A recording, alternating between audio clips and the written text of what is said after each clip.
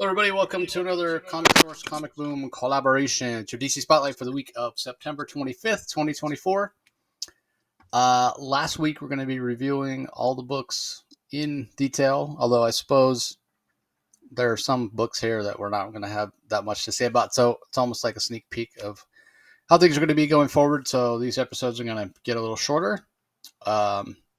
But we'll also be talking about some independent books over on the other channel. So all that being said, a lot of excitement coming up for DC All In, which starts next week, October 2nd, with the final chapter of Absolute Power and the first of the DC All In Initiative books coming out, which is the DC All In Special. Again, a lot of excitement coming out.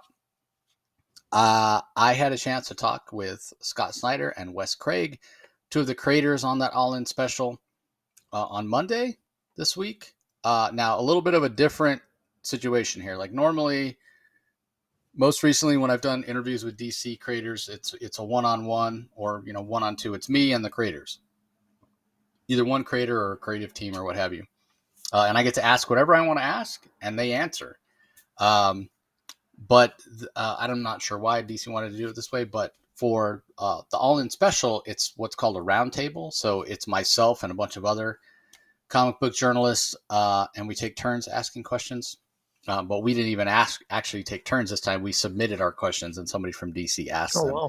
and then they answered them. So yeah, it was a little bit of a different setup. I got to admit, I'm not the biggest fan of it, only because I want to ask the questions I want to ask or what have you. But it's fine. But it and you get more time, right? Like normally, if I do a one-on-one, it's like 20 minutes, and here we got a whole hour. So because of that, because it's of the way that it's done, I won't be able to present any like audio for it. It'll all be written, like basically a transcription of the interview. So look for that coming out tomorrow. I'll have the for the one with Scott and Wes Craig, and then tomorrow morning I'm going to get a chance to do the same thing, but with Joshua Williamson and Daniel Sampere. So look for that one to come out Friday. So look for those articles. It's a little bit different style, and I get it, but there's a lot of information there, which is pretty interesting, right? And I will specifically call out something that Scott reveals about Darkseid's Omega beams. His Omega beams are not going to work the same way that they worked previous to this. And all of the, I'm telling you guys all this, right? And you haven't actually read the All In Special yet. So once you read the All In Special, it'll make more sense that things are going to change and what have you, and things are going to be a little bit different. And yeah, once you read the All In Special, you'll understand. So with all that being said, we will have an episode that breaks down page by page the All In Special, because there's a lot. There's a lot that's going to be different. There's a lot that's going to change. We were sort of surprised when the death of Darkseid was revealed in the DC solicitations a couple months ago. So we'll talk about that. And again, not to spoil, but that episode that breaks down the DC All In Special will be separate from the DC Spotlight next week, but it'll still go live on Wednesday morning when everything else goes live. So again, look for that as well. So yeah, a lot going on with DC, a lot of new stuff coming up, and I know I haven't gotten the solicitation episode out for the solicitations that just came out. I guess it's already for December. Because again, there are new titles. There's new all-in stuff that's been announced, and there's still more coming. I specifically know from the creators themselves who've told me off the record what some of the titles that haven't been announced that they're working on are. So for this week, we're going to talk about the books. As I said, some of them we won't have as much to say as normal, probably. And again, it goes back to something that Rocky and I both talked about last week with this feeling a little bit of sort of a lame duck period of time. Everybody's so looking forward to All In starting, the All Absolute Universe starting, and there's a lot of excitement for that. We still have some storylines to finish up. I got to admit, this week, it was a little bit of a letdown for me. Some of these stories limped across the finish line. And it was a little bit to be expected, Like, no one is surprised that the end of this first story arc for Flash was as inscrutable as the entire run has been so far, and was like I was thinking about it earlier today. Like, what am I going to say about this last issue of Flash? How am I going to explain what happened? Well, I don't really know how I'm going to explain it because I don't really understand. It's over. That's what I'll Yeah. say. It's over. Yeah. Um, and then Detective Comics, the same kind of thing. I really was. It was kind of on an upswing. The penultimate issue last time was my favorite issue of the entire run that Ron V's done. And then I got the last issue, and it was just like, meh, it's over. We're moving on. So yeah, a little bit of a disappointment. So yeah, kind of a down week, I thought, but which is strange because again, I think for the most part, people are really excited about what's to come for DC. But anyway, thoughts about this week overall, Rocky, or anything to add to what I said? Well, it's just as a general, as a general comment. I mean, you and I have been generally positive for DC, but we call them out when we don't like. Obviously, you and I, we have our different points of view and what have you. But for the most part, we try to stay upbeat about DC. But it is frustrating that, you know, that it had to get to this point that I'm so excited for a DC All In. I'm very excited for the Absolute Universe. I'm very excited about the stuff you're teasing and what have you and what's coming up. But I shouldn't be this excited because uh, why should I be looking so forward to leaving the past behind? It's because the way things are now is just it shouldn't be as dull as it actually is. And that's the sad part, is that I know comic books are cyclical. Comic book publishing is cyclical. Sometimes it's a low point, it's a high point. But I hope this, I don't know, it's a DC and Marvel, the big two. It seems they have to go through these phases of low points sometimes so you can appreciate the high points. And, well, hopefully the DC All In, by all accounts, is going to be a high point. So I'm so looking forward to that. But first, we got to get through this week of comics, Jace. Yeah, and it's again, some of these weeks coming up are going to be pretty big weeks with some new titles starting, and everything has a fresh story arc and whatever. And we'll be excited to read them. We're talking about maybe not covering everything in detail, so much in detail when the All In initiative starts, but at the same time, I'm still going to read everything, so we will have something to say about all the books. And that was overwhelmingly what you guys all wanted out there. No, you guys are. You and Rocky are one of the few that cover everything. That's why we tune in. Blah blah. So we'll still cover everything, but it just might not be in as much detail. Um, but that being said, yeah, there's a lot to come, and this is almost a preview of it because there were a lot. I can't remember. I think there's like 14 books this week. First time in a long time I can remember doing that many books. So we'll dive right in. First book we'll talk about in detail is Absolute Power Origins #3. John Ridley's the writer, Aletha Martinez penciler, Norm Ratman inks, Andrew Dalhouse on colors, Steve Wands handles the letters. Now, throughout this run, from the beginning of this series, it was a bit of a surprise in the first series. We talked before it came out about John Ridley maybe possibly making Amanda Waller sympathetic or engendering some kind of empathy toward her from the reader. And I was surprised on the first issue that he went completely the other direction and showed her as being despicable and reprehensible from the beginning. Um, she was warts and all, right? Like, if you look at her trajectory over, the last whatever, she showed up in 1987 with Legends, John Ostrander. Then had her in the Suicide Squad ongoing that started spinning out of Legends. So that's what, like 40 years of her being around. And, while she was abrasive um, and always kind of worked in the gray area, it wasn't until maybe the last 10 years that she's become an out and out villain. And it's really been leaned into. And if you look at that, if you've been reading all along, ever since '87, I mean, there's been several soft reboots and even hard reboots with things like the New 52. Um, and so, certainly as a character, she's kind of undergone this evolution. But what this series has done, with what John Ridley has done in establishing what this current iteration of Amanda Waller, what her origin is canonically in the main DC Universe line, which is interesting, like how there's only one dark side in the multiverse. I can't recall ever seeing a different multiversal version of Amanda Waller.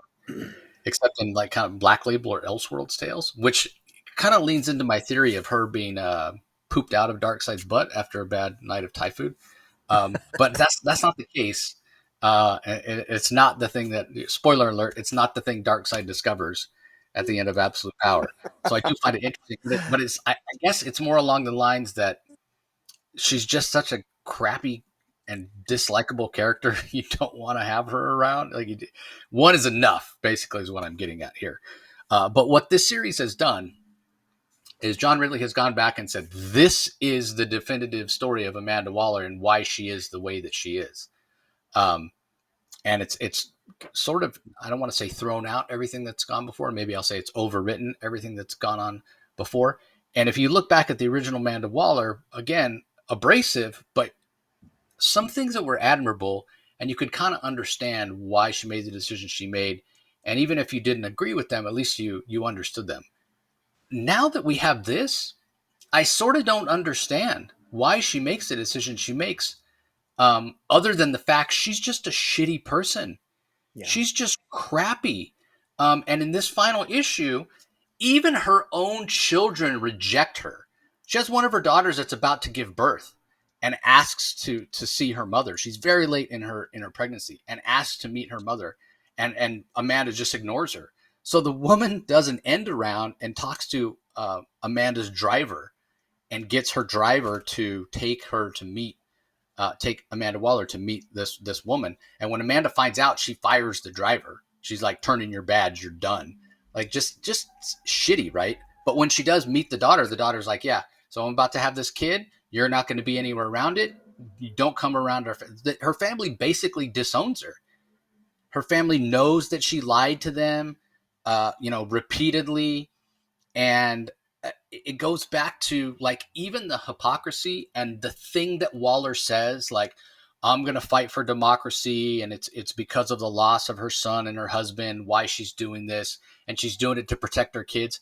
No, that ship sailed a long time ago, and her daughter calls her out on it. She's like, yeah, you're not doing it to protect us, you're just giving lip service to democracy. It might have started out at that point um, at some early stage, but what's clear is it's power for power's sake, which is the most villainous, just despicable, reprehensible thing you can do. So, uh, it, and like anything for democracy, no, it's not about that. You're just giving lip service to that because you could do some of the things you do without hurting the people that you hurt. Because again, it's all this rhetoric about, oh, I want to stop the people with the superpowers. I want to make sure that they don't hurt innocent people. Look at how many innocent people she hurts along the way, callously, with complete disregard. So, if anything, what Ridley's story has done, and it's done it very well, is show just what an absolute piece of human excrement Amanda Waller is. There's no excuse. There's no understanding. There's no validation. There's no rationalizing. She's just an awful, awful human being. And if even her kids, this is even how they feel, they tell this to her face, like, you don't care about anything but yourself. You lie. You do whatever you want to do so that you can do whatever you want to do. It's not about protecting anybody. It's not about saving the planet. It's not about saving the world. It's not about, rah, rah, USA. You do it because you can and because you want to. It's all about power.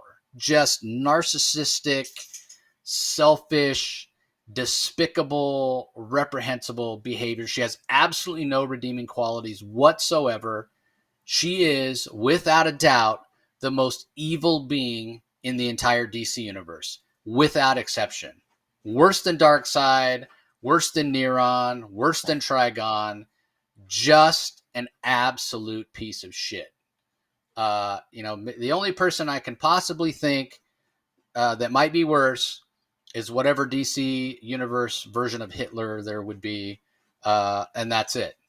Then comes Amanda Waller, and that's it. And based on the story we got from John Ridley, this has to be what they wanted, right? I mean, you can't lean in and do all the things and have all the scenes that you see in this particular issue without knowing what you're doing because it's so overt. She just there's no emphasizing with her. There's no oh well maybe this or maybe that. No, she's awful. She's a piece of shit, and it's like right there on the page. So not exactly enjoyable to read a story about someone who's so unlikable and disgusting. Um, but again, apparently this is what DC wanted. So I say it all the time, right? I'm gonna believe what DC tells me. I'm gonna believe what editorial tells me. So I got no choice but to believe she's a piece of crap, which is what I've been saying for 10 years. Uh, and I'm glad this is over. I'll be so happy when Absolute Power is over and I don't have to worry about Amanda Waller. Hopefully, at least for a little while. There'll be another big bad to take her place. Um, no spoilers say it's going to be Darkseid. We'll see how that all plays out. But Yeah. anyway, what are your thoughts on this final issue of Absolute Power Origins, Rocky? Well, DC, I think needed this. At least in my mind, they did. I'm glad we got these 3 issues, even though I don't particularly enjoy reading them. And I say that as a very much an underhanded compliment to John Ridley because he did a good job. He knew what he did his homework assignment. He explained why Amanda Waller is a jerk. But I always thought that I don't like what Amanda Waller's turned into. I thought she was far more interesting a character when she was more nuanced. When she was like the government, she was the embodiment to me of the U.S. elite military industrial complex. She was the power behind the president, but really reflected the president, but the darker aspects of the American government, always wanting to control the world. And I think she's far more interesting as a character when when her motives are always sort of a little bit mysterious, but in check, and she's a control freak, and I like that aspect of her. But now there's literally zero mystery now to Amanda Waller. That's what I don't like about it. There's zero mystery. John Ridley, very astutely, he went back and he's reviewed Amanda Waller's history going back the decades. He's very good at that, and he's basically added scenes. In particular, there's that famous scene where Batman breaks in and humiliates her in the Suicide Squad early on in the early Suicide run, and that really pissed off Amanda Waller. She's a narcissist. She's a control freak. She doesn't like when somebody makes a fool out of her. Batman made a fool out of her, so she eventually, she finds out his secret identity, and over the years she's accumulated all this vast knowledge. But in the meantime, she's a terrible mother. She's and you talked about that. I don't need to review it again. Suffice to say, I will say that I know that you were on a rant. I didn't want to interrupt you. I will say I don't quite view her as worse than Darkseid. She's just an extreme narcissist and control freak. She does have some view of the world that I'd rather live in a world controlled by Amanda Waller than Darkseid. But the reality is that she's just deeply unlikable, and but that's okay. I don't mind hating a character. I love to hate some bad guys. I know I'm not supposed to like her, but I wish she was more. She's lost her nuance now. She's lost that degree. Now I know there's no redeeming qualities at all in Amanda Waller, and that's the sad part. Is that it really is, the nuance is gone, and for what? For an event that, frankly, at the end of the day, this event is better than some DC events that we've gotten in the last few years. But for the most part, I'm not. I'm actually kind of a little bit disappointed in Absolute Power, and we'll get to that when we do our overall assessment. But yeah, this was, we needed this. At the same time, it's Amanda Waller's. She's just not a character that I care to ever. I don't really care if I ever see her again, and she can't be used for Suicide Squad anymore. But I suppose what's DC going to replace her with? And we'll see. And I also want to say that I know comic books aren't related to the movies and to the HBO streaming, but there's going to be there's supposed to be an Amanda Waller TV series come out with the actress that plays her, and she's likely not going to be as big a bitch as she is in this comic. And for that reason, I don't even think this series has done any favors to the character. Not that people who watch the shows read the comics, but if they do, they're going to be very different characters, I think. But I digress. Yeah, I do agree with you. I'd rather live in a world ruled by Amanda Waller than Darkseid because when I say more evil, I guess I'm being a little facetious, but yeah, I know no doubt, yeah, and I'm sure you feel the same way. Yeah, I still. Yes, Darkseid is evil and whatever, but at least he's, like you said, There's no nuance to Amanda Waller. At least think like Darkseid is still an interesting character. Yeah. Amanda Waller hasn't been interesting for a long, long time because she's become so one dimensional, just this absolute evil, despicable piece of crap that you despise. I don't, again, it's not enjoyable to read about that. I don't want to read about it. I'm sick of her. She's been everywhere and she's been this character that's one dimensional and boring. So it's like, not only do I intensely despise her, she's boring and I don't want to read about her because it's the same one note, the same sort of, uh, uncomfortable thing that you don't want to look at shoved in your face over and over. At least with Darkseid, it's interesting.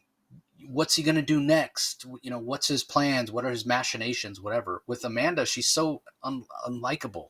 Like what does it say about the fact that I like Darkseid more as a character? Because objectively, he is a bigger threat and more evil than Waller is, and capable of more destruction than Waller, and certainly with everything that we see in the All In Special, that's even more so true.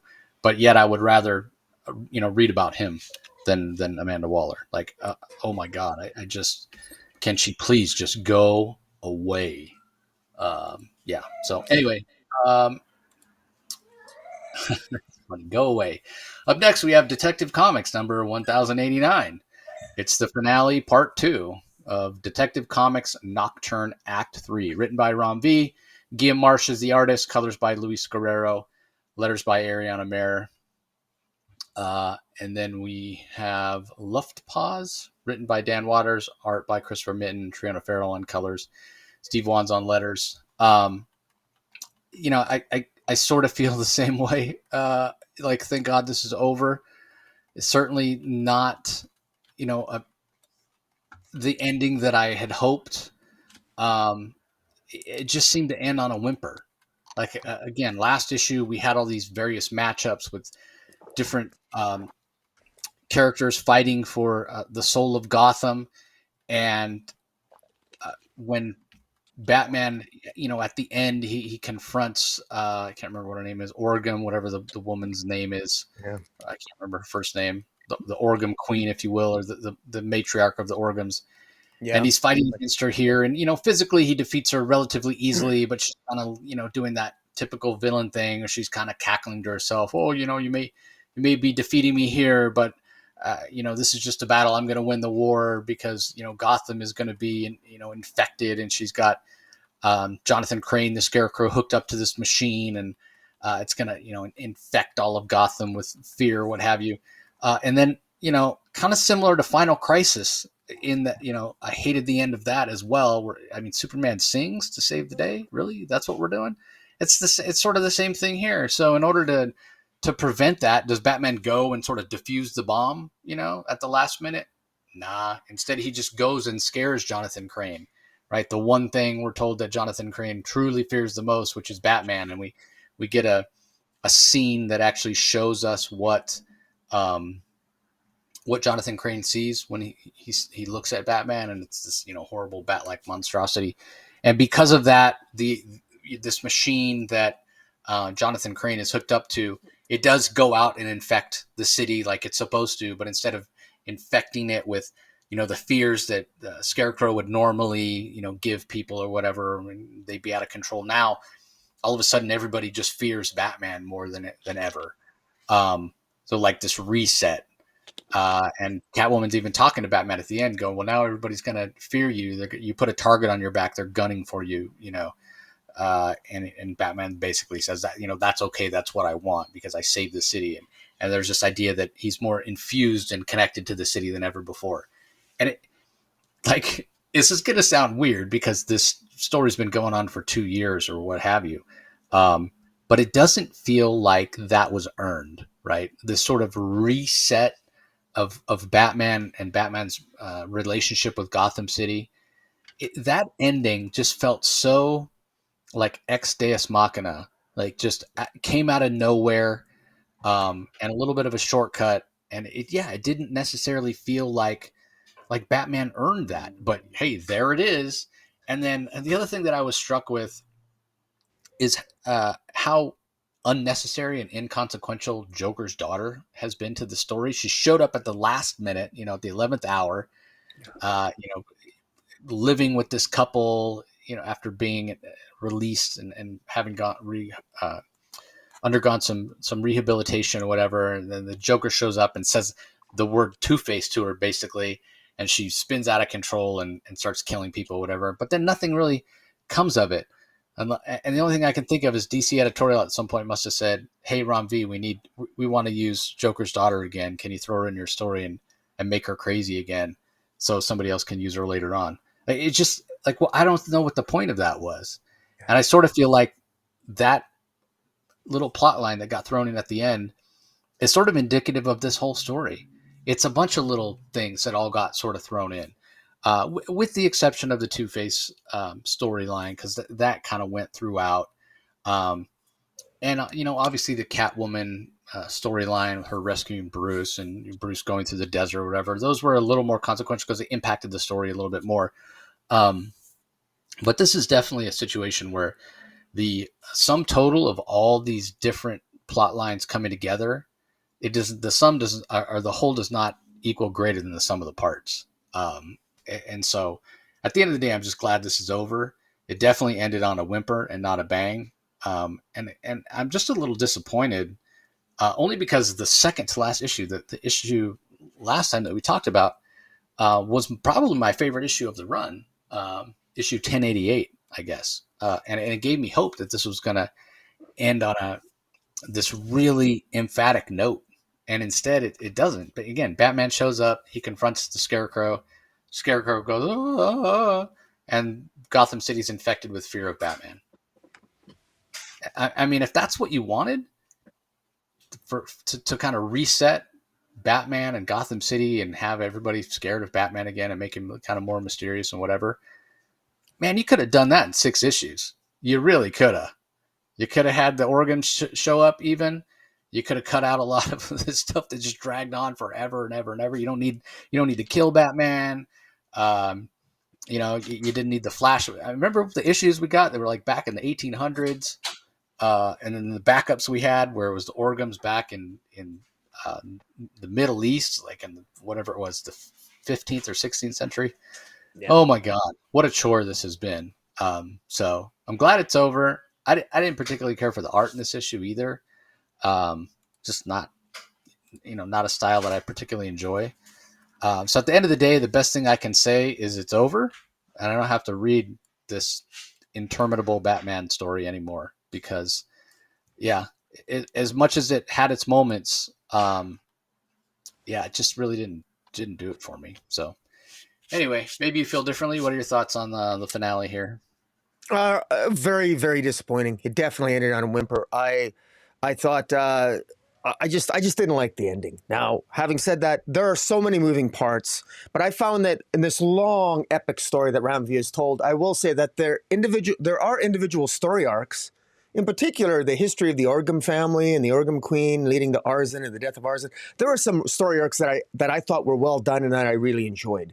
And so it's interesting. It's like if I consider this massive, if all these, whatever, 30 issues, however many, I don't know how many issues it is, but this 30-issue tale, 36-issue tale, or however long it is, 24, 36, I've lost count.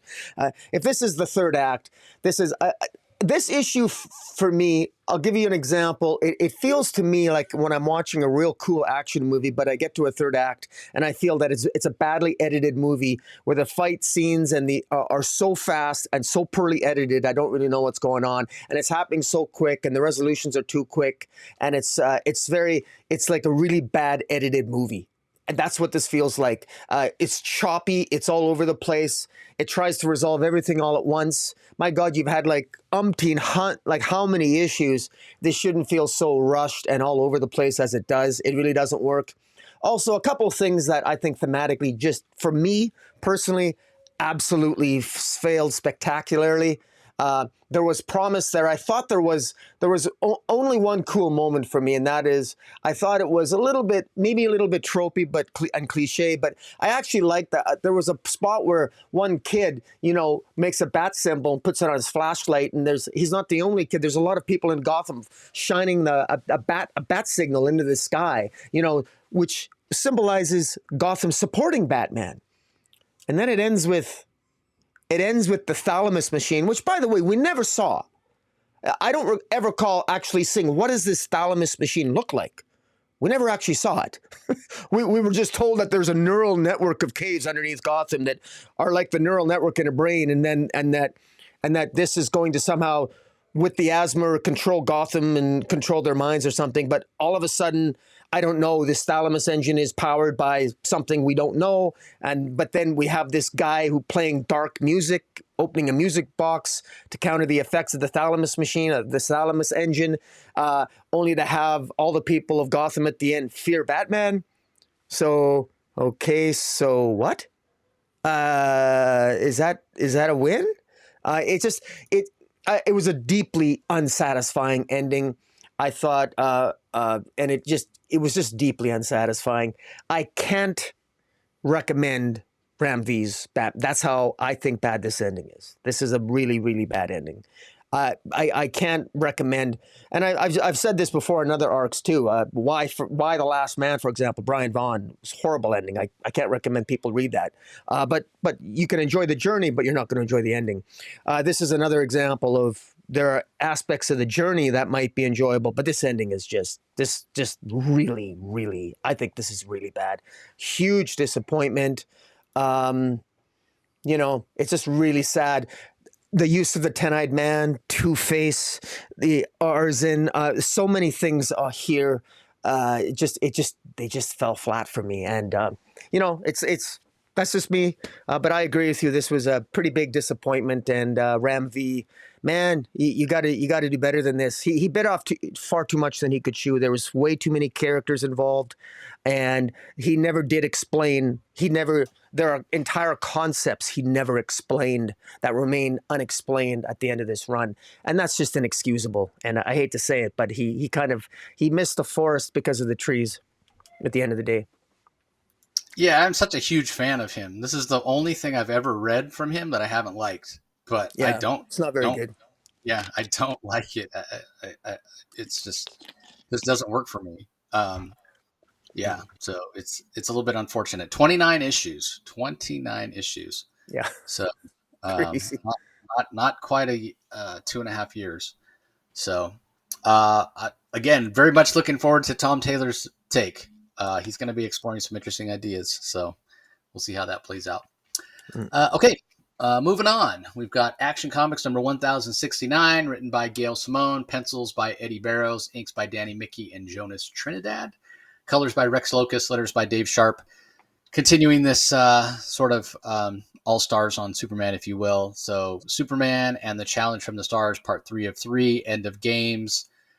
Interesting. You can't help but draw comparisons to Philip Kennedy Johnson's Warworld saga, particularly for this issue, because the concept's so similar, right? Like, it's an alien race, it's Superman in gladiatorial battle, having to fight, and much like Warworld from Philip Kennedy Johnson, Superman wins over the hearts and minds of the captives, if you will, the other people who are there, supposedly cheering or watching these gladiatorial battles and what have you. So it's to be expected with the way Superman has always been portrayed as this symbol of hope, and how he fights for he never gives up. He's always going to keep fighting, and he definitely fights for the little guy. So Gail Simone definitely understood the assignment. The Eddie Barrow's art is really fantastic, particularly the fight scenes at the end where he fights the final boss. Put it in video game terms. Huxer, the Yeah, Daxamite. yeah, Hoxer. Yeah, I was just going to get to that. And the reason Hoxer is so formidable is because he is a Daxamite. So for those that don't know, that's like Mon-El from the Legion of Superheroes. They're very similar to Kryptonians and what their abilities are when they're underneath the yellow sun. Instead of kryptonite, their weakness is lead. which is neither here nor there. It's not like Superman gets some lead in order to win this battle or what have you. But they are a little weaker just because lead's a little more commonplace than kryptonite. Um, but the other thing that makes Hawks work, because Daxamites aren't, in and of themselves inherently evil. I mean, look at Mon-El, um, who's very much a hero. But this guy he's sort of been traumatized by being this gladiatorial fighter for so long, and he's sort of become conditioned to the brutality and the bloodshed. I mean, he fights, he wins, he gets rewarded for that. It's how he sort of keeps his place, um, even though I won't say place of honor, but he's fed and he's at least he has a cell to himself, that kind of sort of thing, and he's sort of used to it. And it's an epic battle between him and Superman. And again, the Eddie Barrows art really shows what a fantastic fight it is. You kind of feel the power of it, as it were. But at the end of the day, to no one's surprise, Superman does prevail, and it's Jimmy and Lois who help him with that, which is interesting how that goes along, because all throughout before Superman's victory, there are people lamenting. Typically somebody comes in and if they're going to fight, they get what's called seconds, right? Like lieutenants or people that are going to fight alongside them. And it wasn't Superman that chose Jimmy and Lois. It was the aliens, because they were such faithful companions when they first encountered Superman, when the aliens first encountered Superman. And it seems like Jimmy and Lois aren't doing anything. And physically they can't really. I mean, they don't have superpowers, so they can't really be of any help. But it turns out they're helping more than the people realize, as they locate the bottled city of Kandor and free the Kandorians that are there to back up Superman in the end. So again, Gail Simone, she just really understands who Superman is as a character. This is the first time she's gotten to work on him, other than a crossover or what have you, just writing one of the main Superman books. She does a fantastic job. The art's gorgeous. The color work by Rex Locus is very, very good. So all in all, this is a story that I would recommend for somebody who's a Superman fan, or somebody who maybe has never read a Superman comic but wants to, because you don't need to know anything. This doesn't tie into anything that's going on in Absolute Power or anything with the Absolute Universe or All In or anything that's come before. These are just 3 standalone issues. You don't need anything else but these 3 issues. And if somebody wants to check out a Superman comic, I definitely would recommend this. And there may be those people out there that haven't read a Superman comic before. Maybe are inspired to pick one up because they saw the Super/Man Christopher Reeve story in the theaters that came out recently. It came out on Batman Day. So I celebrated Batman Day by going and seeing that documentary, which was phenomenal. Highly recommend you go check it out. Good to hear. I'll have to check that out. Yeah. Yeah, I think it's only out for a very limited time. Like the 2 dates I saw was it was being shown on Saturday and it was being shown on Wednesday, which is when this is coming out, September 25th. I don't know if it's going to be. I know it's going to be, I think, on HBO Max as well, or I guess it's just called Max now, so you can see it there. But if you want to see it in theaters, I think you have to go one of those 2 days. But definitely go and check it out. The only other thing I'll say is take tissues. Take tissues. I was crying. My wife was crying. My mom was crying. My daughter even got a few tears. She just had her birthday and turned 13. So she's not feeling her mortality the way, I might, my wife or my mother. So, the tragedy of Christopher Reeve's life with the accident and then, dying at a relatively young age of 52, I think hits a little harder for us older folks. Mm-hmm. But yeah, it is phenomenal. So whether you go see it on the theater or you watch on HBO Max, I do recommend it. And what I loved about it, and I knew I was going to talk about this when I talked about Superman, so sorry everybody. But one last thing I'll say about it is what I loved is they didn't gloss over. This wasn't a documentary where it was like, we're kneeling at the altar of Christopher Reeve, worship him. He's so great. He's perfect, whatever. No, they talked about his shortcomings as a father and as a romantic partner. They didn't just show him as this, infallible, amazing person.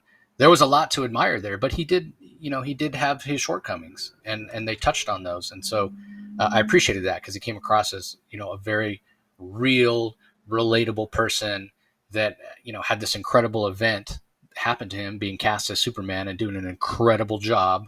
I mean, for not just a generation, not just the generation that's got to see Superman, the first movie in the theaters. He wasn't just Christopher Reeve didn't just embody and represent Superman visually for that generation, but multiple generations, right? Like my parents and I were not from the same generation, but for my mother, I never talked to my dad about it, unfortunately, before he passed away. So I'm not sure, but I know I've had this conversation with my mom several times.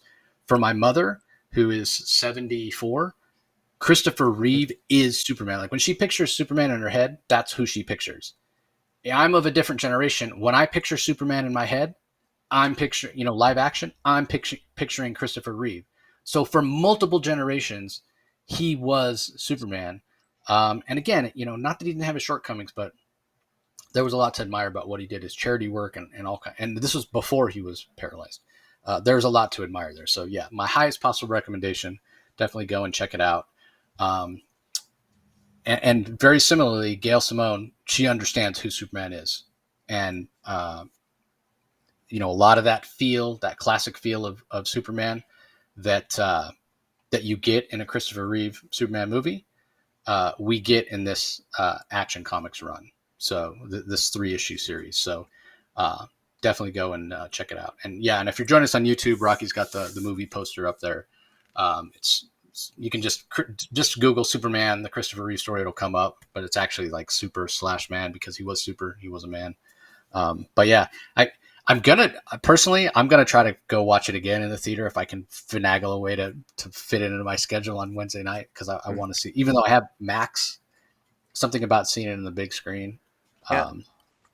Not that there's like special effects or visuals that you. I mean, there's a little footage from the movie you get to see him flying on the big screen or whatever. But yeah, I definitely recommend it. So anyway, sorry for that digression, everybody. Wanted to talk about that a little bit because it was fantastic. But let's get your thoughts on Action Comics, this finale of the Gail Simone 3-issue arc. Not much to add to what you said. It's just Gail Simone's done a great job. We've sort of had these stories before, but Gail Simone adds her own twist to it. I love the use of the Daxamite. I love you mentioned the PKJ story with the War World, and John Byrne did his War World story back in the mid '80s, and but this is only 3 issues long, and actually Gail Simone manages to do more in 3 issues. I shouldn't. She manages to encapsulate the essence and the fun of Superman and his power and his popularity and his moral code and what he's willing to do and what he's willing to fight for, and even the mercy he shows toward his enemies.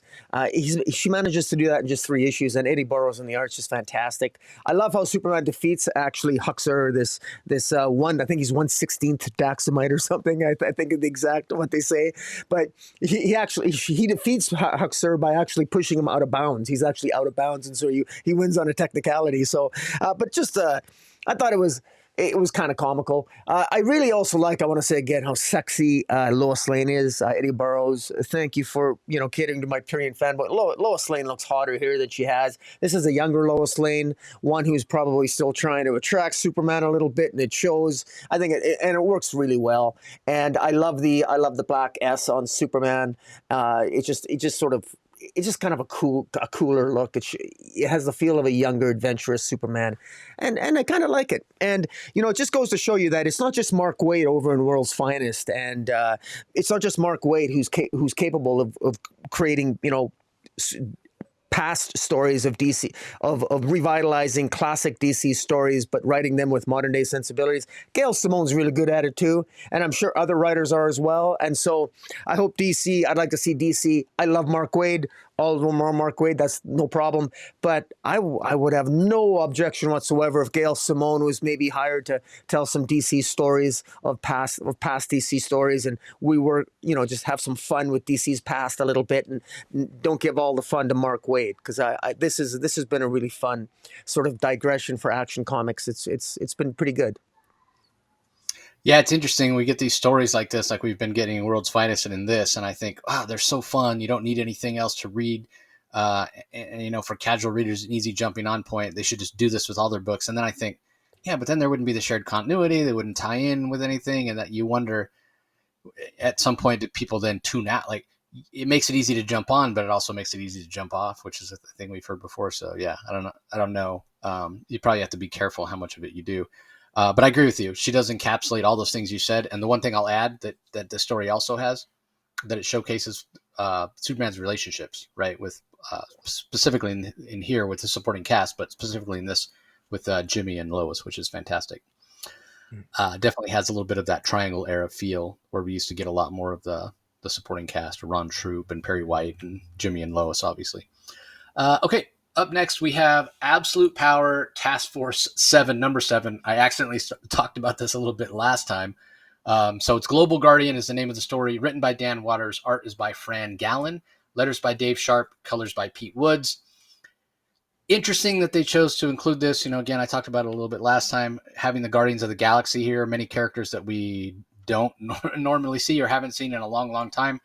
So maybe it's twofold here. DC ensuring that they retain the copyright and the trademark to these characters. You got to use them once in a while, use them or lose them when it comes to a trademark.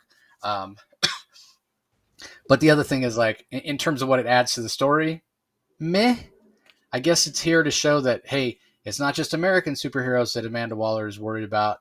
That's her primary focus because America seems to have more heroes than everywhere else. But she's not leaving out those heroes that are, international, that are over in Europe and what have you. So, um, from that perspective, I guess it was cool that it was in here. And I thought the art, again, not really my particular style by Fran Gallen, but the art is serviceable. This narrative storytelling is fine. And I did like probably my favorite thing about the issue. You can maybe argue or debate how necessary it is to the story. But I will say, even though these are characters, I don't think there was anyone in here that I hadn't heard of before. And some of them I've seen a lot more, like Jack-o'-lantern and what have you. And of course, Ghostmaker and some of the other ones that have been in Batman Incorporated, I've seen more than a few times. But regardless of which character and how obscure they are, Dan Waters does a good job of making their voices sound believable and differentiating between different characters. They all don't sound the same. That's a real strength to the story and a strength to Dan Waters, and it shows his abilities as a writer. So that was probably, to me, the strongest aspect of the story. Um, but yeah, this didn't feel necessary to the overall Absolute Power story at all. And I gotta think, and we'll see what your thought on this, Rocky, is. But with Task Force 7, with the 7-issue miniseries of Task Force 7, each issue being written by a different writer and having a different artist. Oh my god, I can't imagine having this in a collection and reading it Yeah. like if it's collected in one volume, and you're not going and reading like any of the Absolute Power Spine series or any of the tie-ins. Like if you just like if somebody is perusing, a comic shop or Amazon or something, and they like the cover, the way the trade drip. Oh, this looks interesting. They're familiar with Task Force X, which is Suicide Squad, and they just kind of pick this up on a whim. Task Force 7, all 7 issues, and they open it up and try to read. Like, they're not going to know what the hell. Every issue had a different tone because it was a different writer, and the art styles are not even similar. Like, if I was somebody who wasn't familiar with comics and I just picked this up as the first thing I was trying to read and understand, I don't know that I would ever pick up a comic again. So I don't know that that's the best. I don't know, and it goes back to something that we've said all along with this Absolute Power event, is that so many of the events that we've seen in these tie-ins and backups and crossovers and in this particular Task Force 7 tie-in series, so much of this should have been in the main series. Main series should have been more than 4 issues. Would have had consistency of art. Would have had consistency of tone with the writer. Um, DC sometimes they just don't see, for all their great choices that they seem to be making with All In and Absolute Universe and what have you. This was it's again. I just don't know why they can't do events in a God, what's the word I'm searching for? They just can't do events in a capable manner anymore. Like, Yeah. and it's not just DC. Marvel events are shitty now too. You know, and again, we can debate whether it's because there's too many. It's one event after the other, not enough time to plan in between or what have you. But they're they're not even put together well anymore in terms of like structurally and editorially. Like, you're doing it wrong. And I think part of it is because they want to have so many of them that they have to be shorter. You can't have the Spine series go 6, 7, 8 issues because that's 8 months. We can't have it go 8 months because then you're bumping into the next event. Stop doing so many goddamn events. Do the ones you do well. It's about quality, not quantity. Um, and yeah, they just don't seem capable of logistically putting together events that work anymore for things like this, for reasons like this. And I'm saying, okay, well, if you're going to have the main one be 4 issues and have the same writer and same artist, Mark Waid and Dan Mora, then it can only be 4 issues because they have all this other stuff to do with when All In starts and what have you. And this has to come out in a very truncated time period. So for the Task Force 7 series, we can't even use the same writer and artist. We got to get 7 writers and 7 artists because then they can all be working on it at the same time. And you end up with this. It's incoherent. There's no sense of continuity artistically and narratively. That's not good. That's not good, DC. Don't do it like this. Stop being. And again, like I'm being a little harsh and I'm pointing the finger at editorial and what have you, but I'm sure for them, they feel like their back's up against the wall because of Warner Brothers Discovery, to move it up to a higher level. Mhm. Um, that they don't really feel like they can't do it the way it was done before because now they have other, these gigantic multinational conglomerates that own them that they have to answer to about sales numbers and, all that sort of stuff. So, again, I understand why. It's just too bad. It's just too bad. It's the old comic book events and the way they were done. Like, think about the success of things like Crisis on Infinite Earths or Infinite Crisis or um, Civil War over at Marvel. You can't do events like that anymore, unfortunately, if you have to do them in these truncated time periods. So, yeah. Anyway, I'll get off my soapbox. What are your thoughts on the final issue of Task Force 7 here? It just feels so disconnected to me. It just feels. I mean, I get it. Uh, I personally felt like. Uh, Look, I know in the recesses of the back of my mind, do these names sound familiar?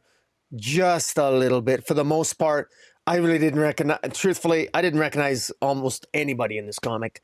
Even Wild Huntsman, Little Mermaid, uh, Jack O'Lantern. I've heard of him. Tasmanian Devil, Freedom Beast, Jet. No, I don't. Why does this comic exist? I mean, it exists solely to show that there's DC has heroes in other parts of the world, and then we have, and then it shows Red Star. I think his name is Red Star. Yeah, Red Star, and then was it some Japanese hero? It's just to show that this is a global thing, and that Amanda Waller's this is her global take to try to take over the world. So I get it. I do. I get it. But you know, speaking outside the box like you did, I mean, yeah, this is clearly to protect a trademark because this is. I mean, it's actually some of these characters might be interesting, but we don't get to know any of these characters. It's way too soon. It's crammed in all in one issue. I don't mind the art; it's a different style of art, but that's fine. But it just feels so crammed in. But now, in fairness, I do get a sense. If these characters are used, okay, cool. Maybe there's going to be some, maybe in the next 6 months, if these characters are going to be used, I wouldn't object to a Global Guardians comic.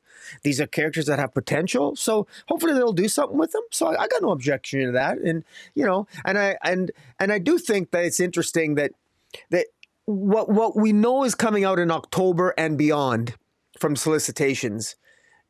At least from the solicitations, it seems to me that the solicitations seem to promise so much more excitement than what we're at right now. That I really really hope that maybe if are they.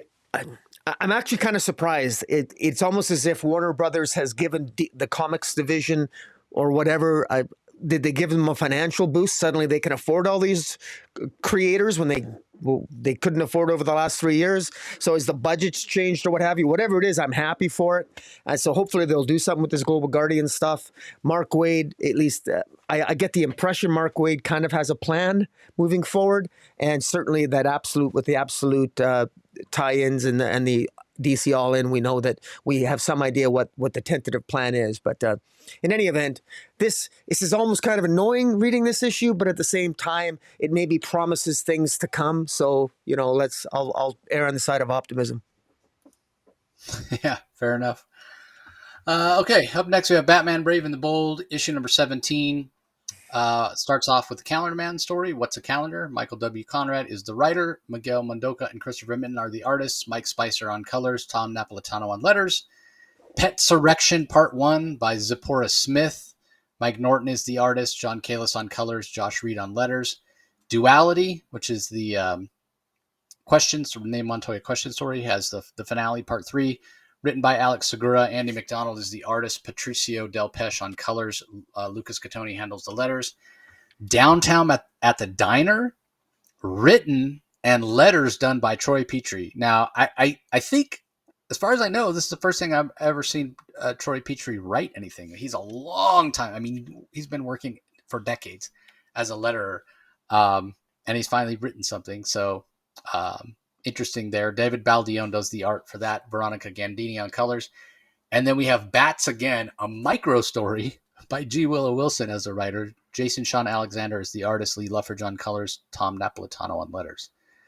So, kicking it off with the Michael W. Conrad story. The art is fantastic. Although it is Miguel Mondoka and Christopher Rittman have very different artistic styles. So it's not always the best going because it looks like they alternate pages, and it's a little disconcerting. But it is an interesting Calendar Man story. And the thing that I was struck by when I started reading this, because it's been a while since I've read a Calendar Man story. Obviously, he shows up in Long Halloween, and we have Last Halloween coming up or what have you. But the bald headed Calendar Man with a tattoo around it's like, man, I miss the '80s Calendar Man with the bright red costume with like the little, when you have those calendars where you tear off a sheet each day, and you would have like those hanging off of his costume. It was just Yeah. it was so wild. Um, just such a different '80s take, and this more Spartan Calendar Man I've never liked. Where he's wearing the white robe and he's got the tattoo around his head of all the days of the or the months of the year or whatever. I never have liked it. But anyway, I digress. This is the Calendar Man we have. I will say this: this is the best story I've ever read that Michael W. Conrad has written. It's interesting. There's drama. It's well paced. As much as I don't like this Calendar Man, his motivations are made clear. As much as anybody who's insane can have motivations that you understand. And so, yeah, I actually really enjoyed this, despite the two different art styles. That both artists are very talented. I would have preferred to have one or the other and not both, but that's a nitpick. Overall, I thought this story was pretty good. So the second story, which is about these pets that are coming back to life and attacking their former owners. I'm not sure why this is in here. It's a John Constantine story, and Constantine is teaming up with Streaky, the super cat. And while there's humor there because they portray Constantine as being allergic to cats, again, this is Batman Brave and the Bold, and yet it's Constantine and Streaky. Neither one of them have anything to do with Batman. Have they met Batman? Yeah, of course. DC heroes. But I don't understand why this is in here. Not to say that it's not interesting and humorous at times, and the art is strong, but yeah, I'm just left thinking, who's reading Batman Brave and the Bold? Is somebody who's a Constantine or a Streaky fan picking this up? Because I don't think so. So it just felt like, although technically an okay story, and it's well paced and well written and well drawn, I'm just not sure who this is for. And if you are a Constantine fan, are you picking up this Batman Brave and the Bold just to read this? It's not that good. It's just okay. Now, the question story, Renee Montoya, written by Alex Segura, has been the star of Batman Brave and the Bold. each issue it's been in. That is the case here. It comes to a conclusion. The story comes to a conclusion with Renee confronting this Zero character. We find out who he is. Um, Somebody that Renee was involved with in a previous case, who she thought was killed, and then come to find out he's still alive, and it's all explained why he's out for revenge and why he's doing what he's doing and what have you. And I say this story comes to an end because it does end, and it is a satisfying ending, but it's not a conclusion. It's in no way does it feel like a conclusion to the Renee Montoya story. If anything, this whole 3-issue run from Alex Segura feels like a beginning. It feels like a new beginning for Renee Montoya. So it's an excellent lead in to his Along the Watchtower miniseries that's coming up, because we know, and we even see her in the All In special. It's specifically called out by Superman. Renee Montoya is the security officer for the Justice League Watchtower. She's the one that's in charge. She's the one that makes sure everything is secure. And it's not an inconsequential job, right? Like, there's a lot of weapons there. You know, we've seen in Absolute Power how those weapons can fall into the wrong hands with Amanda Waller, taking all those villainous weapons that were stored there. So she's got to make sure those are all secure. She's got to make sure all the data, all the information they have about heroes and villains is secure. It's a big job. And it's a new direction and a new sort of stage in the life of Renee Montoya. Everything that we've gotten in this 3 issues from Alex Segura explains why she'll be leaving Gotham. And again, we've said before about how it doesn't really make sense. She's not the commissioner anymore if you go and read what Chip Zdarsky's doing, but she was the commissioner in Ron V's recently ended run. So yeah, don't worry about that too much. Just go by what's here. Segura does a good job of explaining why she would want to leave Gotham, why she would want to leave the Gotham City Police Department, why she would want to move on, why she would want to explore being the Question a little bit more. And I talked about it, or I wrote about it in the article that was the announcement of that series and why I was so excited for it. And so I would encourage anybody, if you're planning on reading that series, you gotta read this. And what I'm hoping is that before the Watchtower series comes out, and they haven't solicited it, so I guess it's not going to happen now that I think about it. But it would have been good if they could have just collected these 3 parts into one oversized book. Because I'm not going to say, hey, go out and buy all 3 issues of Batman Brave and the Bold so you can read these 3 chapters. It's because it'll help inform what's going on all along the Watchtower.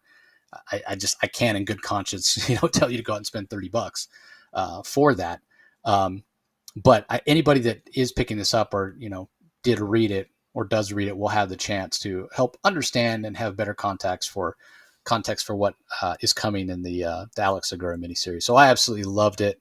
If anything, this only has me more excited for All Along the Watchtower. And then the last story, it's not the last story because we have Troy Petrie. Troy Petrie's story about the diner. It's fantastic art by David Baldeón. He always does such a good job. He has such a youthful, energetic tone to his art. And basically, Billy Batson shows up at a diner. Green Arrow put out on some like hero group text sort of thing. Hey, I need a bite. Anybody want to join me? The one person that shows up is Billy Batson, and he wants some sort of life advice from Oliver Queen.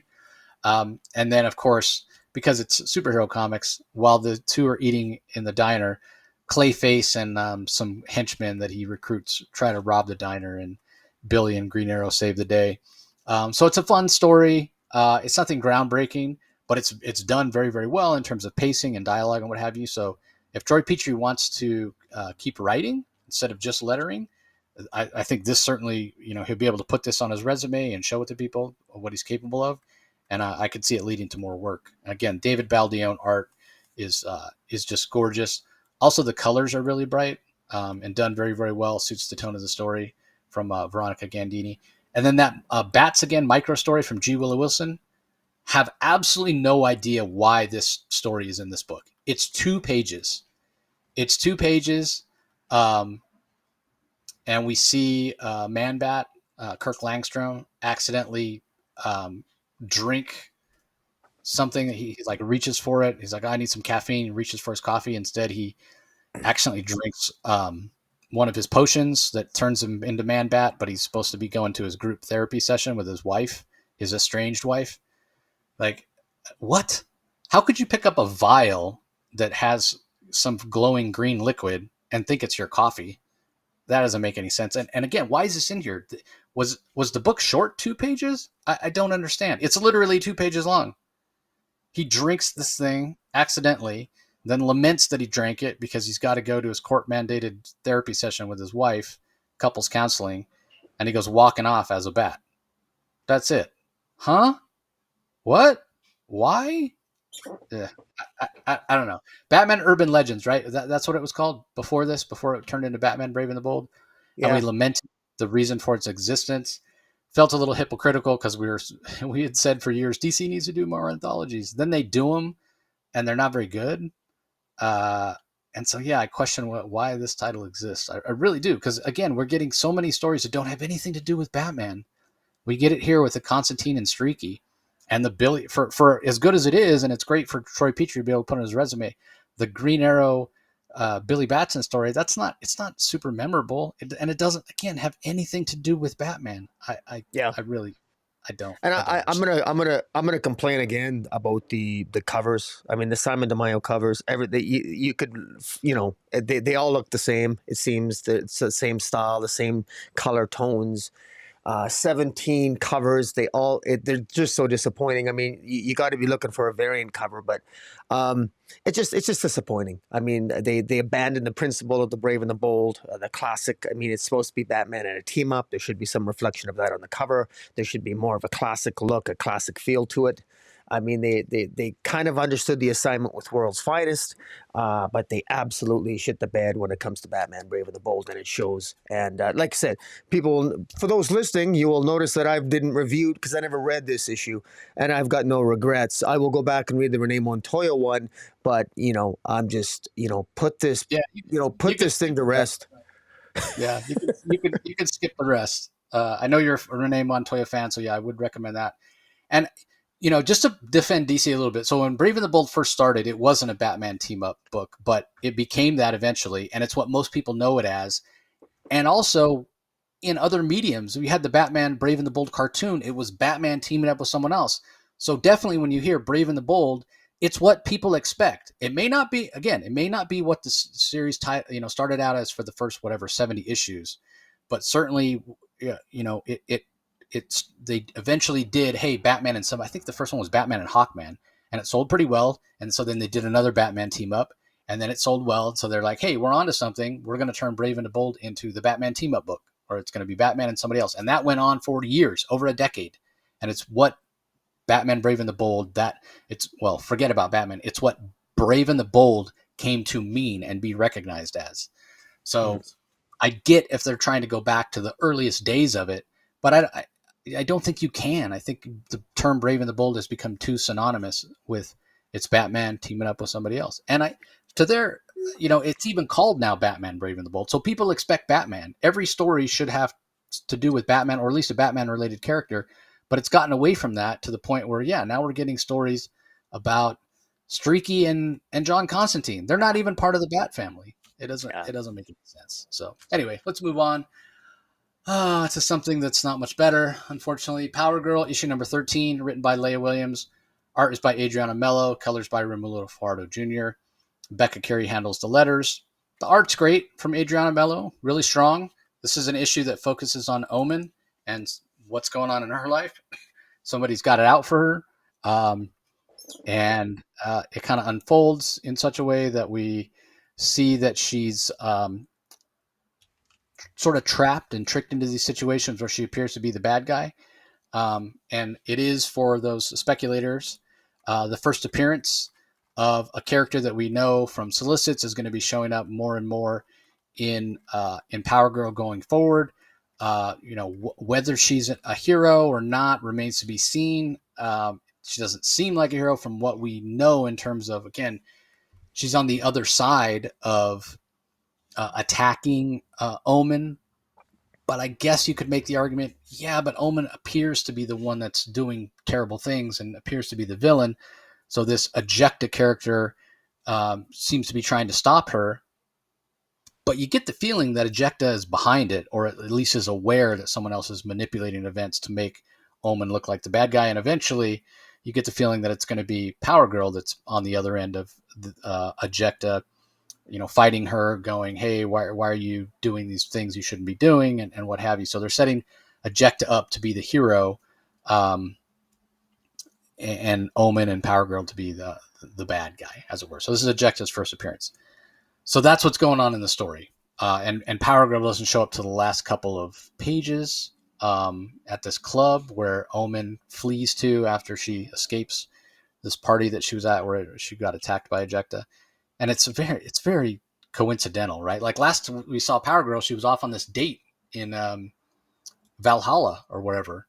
And Omen goes to this fundraiser and gets manipulated and looking like she's doing bad things and gets attacked by Ejecta and flees and happens to run into this nightclub, and Power Girl just happens to be there dancing.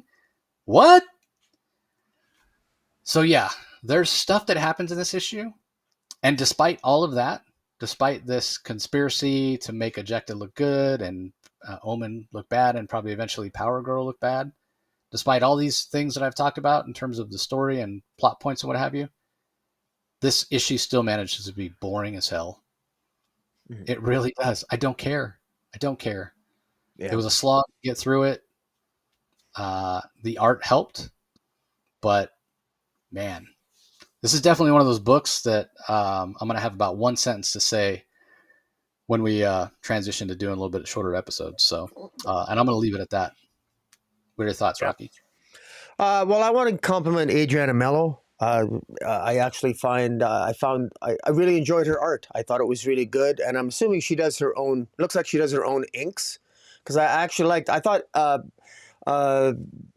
what's the character's Omen's look? She looks sexier than she's ever been. And now I've never been a fan of the character of Omen. I would prefer that she not be in this comic book. I'm going to say something which is code word for this. I don't like the comic anymore, and that is that this comic isn't for me. It sort of left me a while back. I love Power Girl, but you know that the writers lost their way when Power Girl's not even in the entire comic except for the last page. You shouldn't need to make focus so hard to make another character interesting if you got nothing to say about the main character. I don't like Power Girl's boring now. I don't like her new boyfriend. Incidentally, I mean, if you have a boyfriend who's an Asgardian god, why does he need to wear glasses? That doesn't make any sense. If I was a god, I better have pretty good eyesight. But I digress. And by the way, that's what's on the cover. Why are Power Girl and her boyfriend on the cover when they're not in the comic? The cover is completely misleading. You know, again, it's another thing, but to me, it's significant. This shows this is a problem this is such a solvable problem if you're not communicating with your cover artists and that they don't know the content of the comic.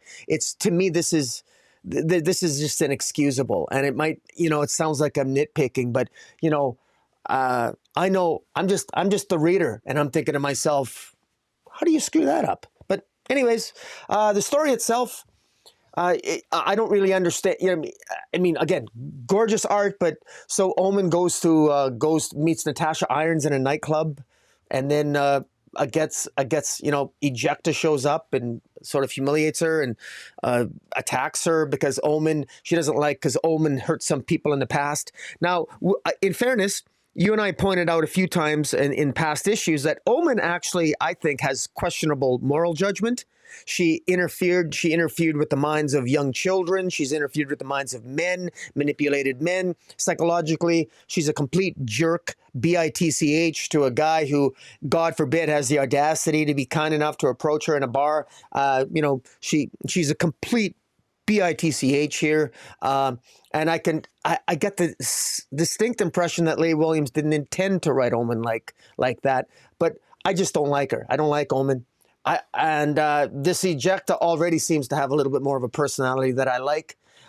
She looks a little bit over the top, but I like Ejecta because she might look over the top, but at least I like the fact that she flaunts it. And so I enjoy that aspect of it. But where is this going? I just don't care. I just don't care. This really feels like a directionless title. I had to come up with a list of DC titles that I'm going to be dropping come October because we're getting a whole slew of new ones, and this one is definitely on the drop list because it clearly just when this is a title that's supposed to be piquing my interest, it's the exact opposite. I'm absolutely out. This is a very easy drop for me. Along with it, there's about 5 DC comics we're going to be reviewing that are off my physical pull list, because going into October, we know October, November, December, we're going to get a slew of new ones. So what I'm dropping, I'm likely replacing, but I got some of these decisions are really easy to make. But Yeah, I will just to push back a little bit on what you said. It's not she doesn't meet Natasha Irons at a night. It is a fundraiser, so it is a little different to be approached at a fundraiser, but it's by a guy and get hit on than it would be a bar. But still, it's a social function, and you got yourself all dressed up and you did your makeup. You're trying to look attractive. Do you not want guys to notice? He is a little over the top when he hits on her, so yeah, I get it. Whatever. As far as the cover goes, yeah, cover artists, they don't get this. It's not like they get the book to read anymore. They're just approached. Hey, do you want to do a cover for Power Girl? Sure, and they go and do a cover for yeah, Power Girl. They don't have any idea what's in the book that's anymore. sad. It shouldn't be the case. That's No, sad. it shouldn't. It shouldn't. But just to it's not like the guy knew what was in the book and went and wrote that. He might have asked, "Hey, what's in the book?" Oh, well, this is one that focuses on Omen. But still, if you get approached to do a Power Girl cover, and like you said, she doesn't even show up to the last page, and she's not in costume, but you're approached as an artist to do a Power Girl cover, you're gonna fucking put Power Girl on the cover. It's your chance to draw Power Girl. You're gonna draw Power Girl on the cover, whether she's in the comic or not. But if Yeah. like think back when we were getting comics at our corner store or whatever, 7-Eleven or what have you on the spinner rack, way back in the early '80s to date ourselves. Um, like it was all about the cover, right? Like you checked out the cover, what's happening on the cover, Yep. because that helped inform what the story was that was on the inside. That that sounds like a cool story. Look at that cool cover. Must be a Yep. cool story inside. I want to check it out. What have you? If like I picture like 7-year-old me going and seeing this cover, and it doesn't really show me anything. Okay, maybe there's this green looking witch that probably is the villain, and she's going up against Power Girl, who's flying there and looks like super, sexy and powerful. And Yep. Power Girl's teaming up with some badass guy with a sword, and they're going to fight this green witch. And then I pick this up and I read it. How disappointed would I be that Power Girl doesn't even show up till the last page, and when she shows up, she's not in her costume? Yeah. Man, I would have been pissed. I would have been pissed as a little kid, Yeah. spending my hard-earned money on It's this. it, it's worse than that. It's worse than that because this harms future collectability. And I wish the big two would understand this. This is such a simple concept. You look at all the classic Silver Age titles, the key first appearances, the ones that are the most valuable are the ones where the key first appearance, where the character's on the title. Yeah, but You they want don't to make. avoid you Yeah, want to avoid that. You want to avoid the Zatanna problem where the first appearance of Zatanna is in Hawkman issue 4. I mean, that's the type of nonsense you want to avoid. But when the first appearance of a villain there should be some incorporation of that on the cover. And far too often nowadays we have cover A's that they are a little bit. Cover A's are usually reflective, at least from a metaphorical point of view, of some aspect of the content in some way. But when there's zero reflection of the content on the cover, it's going to have a consequence down the road for collectability. yeah, And I get that, and I don't disagree with you. But the publishers could give a shit about. They don't make any money on the secondary market. They don't give a shit about that. They just want an impactful cover that's going to draw somebody in. that's my My point. point. And so when they say they care about the fans, I say no, they don't, because this is such an easy problem to solve. It's easy to solve. It's a phone call. It's a quick note. It's a quick note from the cover to the right. This has to be an easy problem to solve. I refuse to believe that it's not. And they No, I'm and not they saying it's not an easy yeah problem to solve, and I'm not saying they shouldn't yeah. fix it. But if you bring in the collectability argument at all, I'm going to call bullshit on that, because they could give a shit about collectability or how anything No, sells on the I'm just secondary saying market, they should be doing that though. Why aren't they doing that? It because would they sell don't more of the care. comic too. It would sell more of They the don't. comic too. I think it would Yeah, advertise more of the maybe, comic. maybe not. But again, those values are going to be in the secondary market, which they don't care about. Like there's Yeah. plenty of No, books no, no. that. They have to care about it at the end of the day. Because that's what they if. one creates excitement for the other. And the two always go Well, hand in hand in some respect. You're I talking from a disagree. purely business point of view. Good business is having a cover A that reflects the content. That's good business. That's good business. No, okay. And I if they agree. I agree that having a cover A that reflects the story will help sell the story. But if people don't, if they're not interested in reading the story, they're not interested in reading the story. But if you have a cover, like, so say a comic has a first appearance of a new villain, right? And you're saying, okay, put a cover on there that shows that, it reflects the story that's inside, that shows this new villain.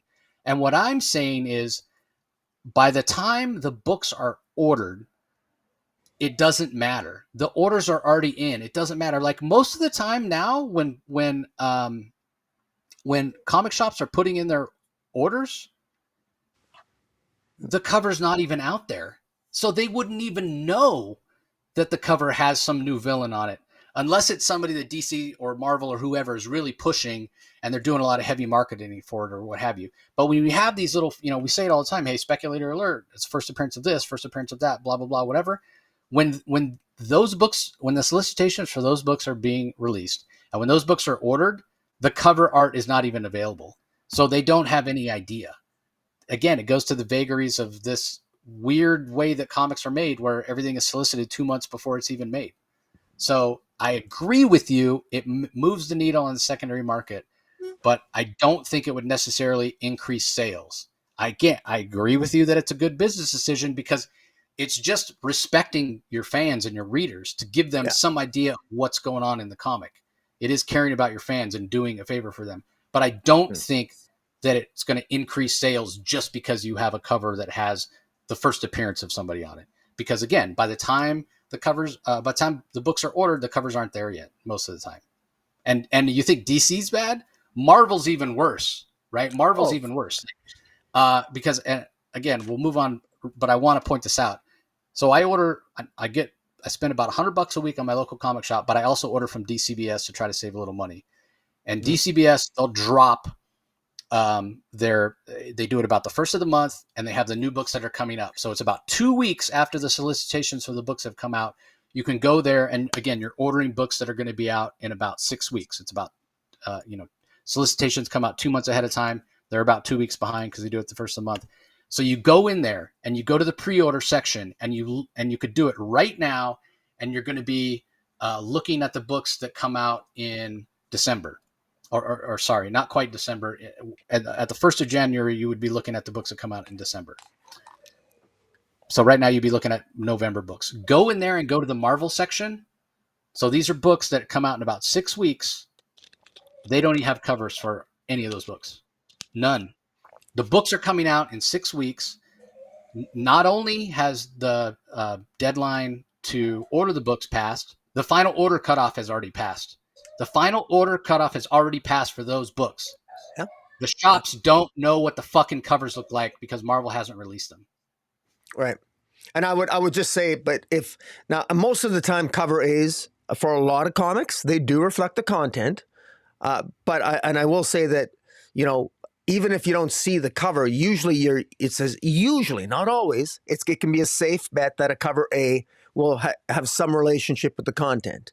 So even if you can't see cover A, you can usually be reasonably, you can draw a tether to the content of the comic. But I agree with you. I mean, how frustrating is it? Is I order on previews every week. I'm on previews, and if I want to order a variant cover, they don't show the cover. They don't show what the cover looks like, and it's frustrating as hell.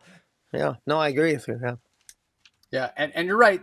Cover A's typically, you say content, I'll say characters. Typically, cover A's will show the characters that are actually in the book. This Power Girl notwithstanding, but in terms of actually showing something with the cover, like, man, covers that had word balloons that told something that was happening, showed an event that actually happened in the comic.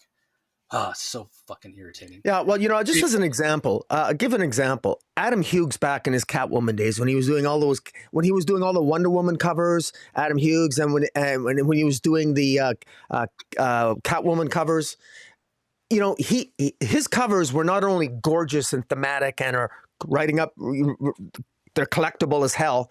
They did reflect the content of the comic in some way, in some hybrid way.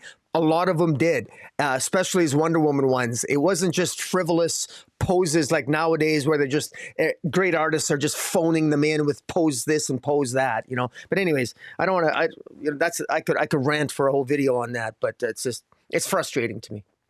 Yeah, I don't blame the artists either, because a lot of times they're going to submit two or three ideas in a thumbnail to editorial, and then they get, and this isn't like it happened overnight. This happened gradually.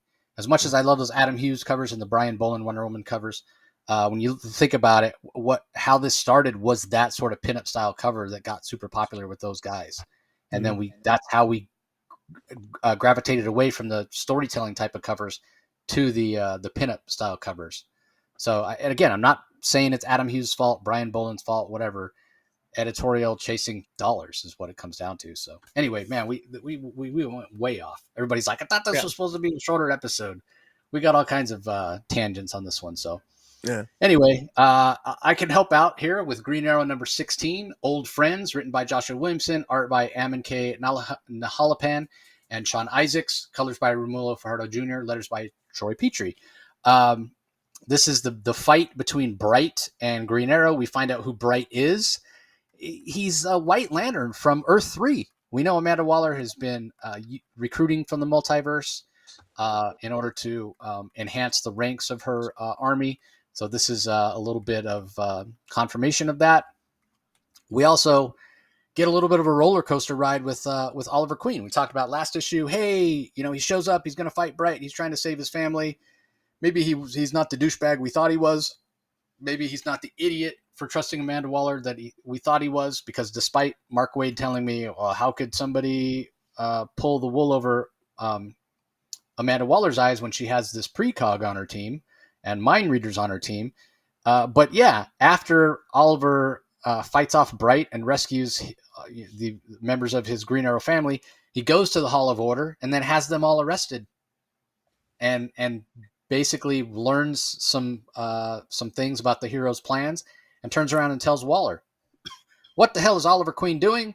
I have no idea. It is the strength of this issue, because unlike a lot of what Joshua Williamson has done recently in titles like Batman and Robin and Superman, I have not been really enjoying his Green Arrow run because it hasn't felt consequential. It hasn't felt like it's mattered. It hasn't felt memorable, as opposed to the other two titles that I just mentioned. So, again, the mystery of what Oliver Queen is up to remains. Just when we thought he was doing the double cross, maybe it's a triple cross. I don't know. I guess we'll find out in the pages of Absolute Power. But we do know from future solicitations that Oliver is continuing as Green Arrow. He's not going to be taken off the board and have Connor Hawke take over the mantle, which I kind of hoped would have been a little bit of a palate cleanser. But yeah, I guess we'll see. Also, there is a kind of an emotional scene with Black Canary. She's trying to understand why Oliver's doing what he's doing as well. She doesn't have any answers either. So yeah, I guess the answers all lie in Absolute Power number 4. So we'll see. Art's really strong. It's well paced, but yeah, I'm going to be glad to see somebody else take over Green Arrow, see if they can give us some stories that are a little bit more memorable. What are your thoughts, Rocky? Yeah, I don't have a lot to add. I just, this is just another comic that's just not for me. The most exciting part of this comic, the most scenes that were the most poignant to me were with Leon Harper and Roy Harper and Cheshire. They're the characters. They're the reason why I show up for this issue. I like Connor Hawke. I would like to see him as the new Green Arrow. I'm not a fan of Oliver Queen, and really, I don't. I'm well aware of the history of Oliver Queen, where he's always been the guy who's been a little bit on the outs, and he has a different viewpoint than the Justice League, and so Mark Waid's comments, et cetera, et cetera. I really don't want to go into it too much, other than to say that I just don't care about that. I'm not a big Oliver Queen fan, and I really, I would, it never. I never felt any of these things between Dinah and Green Arrow. Honestly, you could not get a more diametrically different set of values in terms of, like, there's no way Black Canary is going to betray the Justice League. There's no way that she could, I believe, in any way, shape, or form, truly resonate or connect with Oliver Queen's logic for betraying them, if in fact that's what he's doing, in my mind. But I don't really care about them as a couple. I never have. He can say pretty bird all he wants. It falls on deaf ears for me.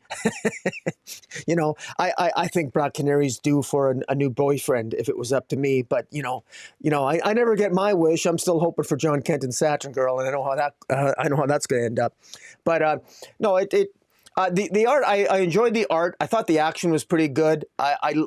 My little rant about Earth 3 with Bright being the White Lantern from Earth 3, it would have been so cool to have really had a mini series showing Amanda Waller's travel or transition from Earth 3 to, imagine having an Earth 3, absolute power or Earth 3 history or some sort of transition series instead of the Task Force 7 issues or even another series. I would have really loved to have seen more of a transition, more of Amanda Waller's journey from Earth 3 to here. But in Amanda Waller Origin, all we got was a rewriting of her history where the things are added in by John Ridley. He did a good job, but I would have liked to have seen, I was far more interested and still am about, why did she come back from Earth 3? And that would have been a kind of a cool story. And now we're forced with Absolute Power 4. I already know I'm going to probably be a little disappointed with it because trying to cram all that into one issue, and they're going to be battling. We know the crime syndicate, and who knows, they're going to acquire all these other heroes. I know it's going to be crammed, jam-packed, and we're just going to be getting vignettes and small little quick scenes here and there, and it's impossible to be as satisfying as it ought to be. And it just feels that we get all these little tidbits of information. It's only 4 issues long, and it's not now all of a sudden we're at the end of Absolute Power, and it feels empty. I mean, my God, if you'd have told me we'd have got a multiverse of heroes where the Justice League here is supposed to be recruiting a bunch of heroes to battle the crime syndicate and Amanda Waller's army, that sounds so cool. But it's all going to happen in one issue in Absolute Power number 4. It just, it's Mark Waid's a good writer. He is. But I don't know if he's going to be able to pull that off in just one issue. But I'll definitely be reading it, and my fingers are crossed. Yeah, it is a little bit bigger. I think it's like 28 pages or something. Yeah. Absolute Power 4, but you're right. Like every tie-in, every crossover, much like this one, Green Arrow, that ties into Absolute Power, and then at the end, to be concluded in Absolute Power 4. Task Force 7, that 7-issue series to be concluded. Like everything has been, everything's pointing back to that Absolute Power issue number 4, tying everything up. I don't know how it possibly could. I went and looked. I was like, what is Absolute Power 4, like an 80-page book? Hey, great. I go and look. Nah, it's like the press preview. It's like 36 pages, but that includes every variant cover plus the title page, which is a double page spread. So yeah, you get about like 30 pages or 28 pages of story. I'm like, that's not going to do it. So yeah, I sort of agree with you. I'm more of a fan than you are of Green Arrow. But he is sort of the guy. He's always bitching. He's the anti-establishment. He's always complaining. Yeah. But yet it's like, he never does anything about it. I mean, he sort of tried, and those are the best Green Arrow stories. Think about what Mike Grell did when he's a very street level character and what have you. That's true. He's got money, he's got ability to fight back and help people, and he has at times. But then at other times, especially when you put him in the context of the Justice League, it's much harder, right? Like because he doesn't have abilities and what have you. So I don't disagree with you that. I don't really think that there's anything about him that would be attractive to Black Canary. So yeah, kind of interesting. All right, let's move on. Oh man, the Flash, issue number 13, and everything after. Written by Cy Spurrier, art by Ramon Perez, colors by Matt Herms and Pete Pantazis, letters by Hassan Otsman Elhau. Like I mentioned earlier, I was thinking about this today. I got to talk about Flash. How am I going to explain what happened? You know what? I'm not even going to try. I'm not even going to try to explain what happened. I'm just going to tell you, hey, the story that Cy Spurrier started about something being wrong with the Speed Force comes to a conclusion. Intimations are made here that the Speed Force is more than we thought it was. It's not just this non-sentient force that you can like tap into without consequence. The what is put forth by Cy Spurrier here is this idea that the Speed Force is in some way aware. I wouldn't go so far as to say sentient, but definitely aware. And apparently, all the like, want to know what's wrong with the Speed Force? Spoiler alert: it's in some way pregnant. It's giving birth, and all these different machinations and Speed Force quakes and everything that have happened. Those have been the labor pains. And what is the Speed Force giving birth to? Well, that we're not told. We're not told. It's not hinted at. It's not shown. We have absolutely no idea. Just by the end of the comic, the Speed Force has given birth, and now because of that, all the problems that were happening with the archangels and everything that's all solved in a way, I guess. But also during all this, Wally saw two Flashes meet that appeared to be planning something. Um, we don't, and they're both Wallies. One says, "Hey, good luck to you, Wally," and I was like, "Yeah, Wally, good luck to you too." Like, what does that mean? No idea. Um, and at the end of the day, I don't care. I just don't care. I cannot muster up the desire to read these books multiple times and go back and read and reread and try to decipher Yeah. what's going on.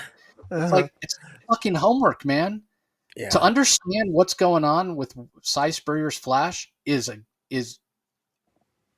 like graduate level research needed.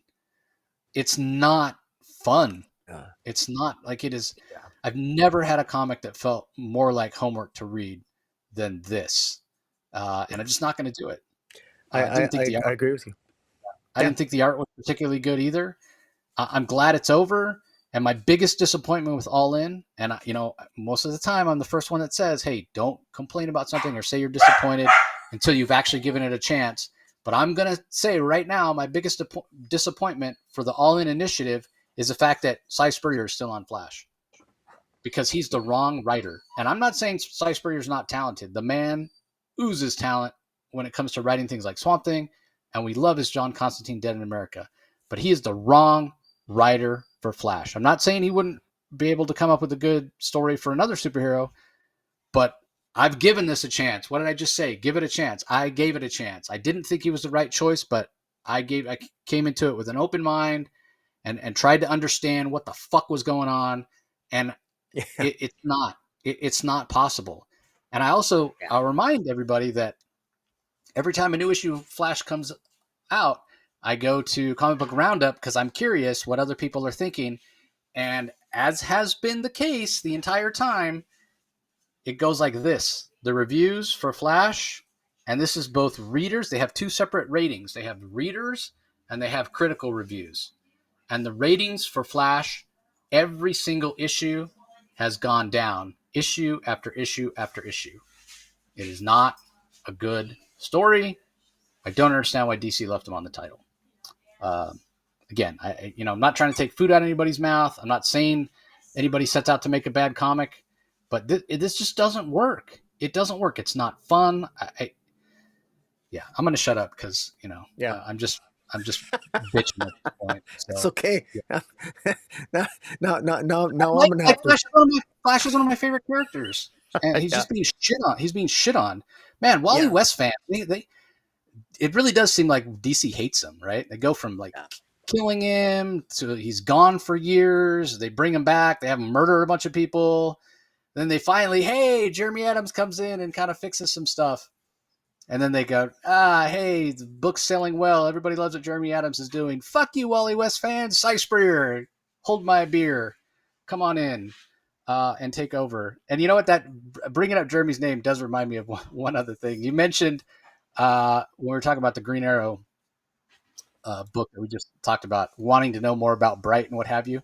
Man, how Mm. great would it be to have? Because I've talked to Jeremy about the War for Earth 3 thing because he was involved in that Mhm. initial crossover. How great would it be to have like War for Earth 3 or Earth 3 to Absolute Power, the hidden Amanda Waller, the hidden years, or yeah, let's Mhm. find out exactly what happened. But have it be like the Joker run that James Tynion did, where the Joker barely showed up. So Yeah. you can put Amanda Waller on there to try to drum up sales, but don't have Amanda Waller in it like Harley at all. And Yeah. just have Jeremy giving us stories about Bright and whatever, and explain all the people behind. We know it was Brainiac, um, who transported Amanda Waller from Earth 3 back to the main Earth, whatever. But yeah, there's so much there that could be explored, and Jeremy would be the perfect writer to do it, and bill it as Amanda Waller, but then don't put Amanda Waller in it. That's my thought. But anyway, back to Flash because it's so amazing. We want to talk about it more. What are your thoughts on it? Yeah, I just I feel I'm going to be so hard on this comic. I just want to say up front that Cy Spurrier. I just want you to know, Cy Spurrier. Hellraiser, Dead in America was my pick of the week last week. I loved it. It was fantastic, and we're loving that. But I just don't know what you're doing on this Flash. I've taken notes on very numerous of these issues of the first 13 issues, and I've tried to get a handle on it. And for the most part, I think I kind of maybe sort of did. And now at the end, we find out that the Speed Force was pregnant and it's giving birth through another phenomena, and all this stuff was because nothing was wrong with the Speed Force. It was just pregnant. It was pregnant, is what it was. And so now, what sense does that make? I don't know. It makes about as much sense as at the beginning of this comic. Wally and Barry are traveling to infinity. Fortunately, Wally has a knife that he got from a ghost-like figure who ended up being Linda, and he's going to use this knife to cut into infinity. I didn't make that up. He has a knife that's going to cut into infinity. First of all, how do you run to infinity? It's a concept. It's not a place. I don't even know what that means. How do you run to infinity? And what does that have to do with a pregnant Speed Force? Got no idea. We're not told. At one point, one of the Flashes, they're standing around, and one of them says, "I can't feel the multiverse anymore. It's weird." And I'm thinking to myself, you mean the Flashes could feel the multiverse? I didn't know that they could even do that, but apparently they can.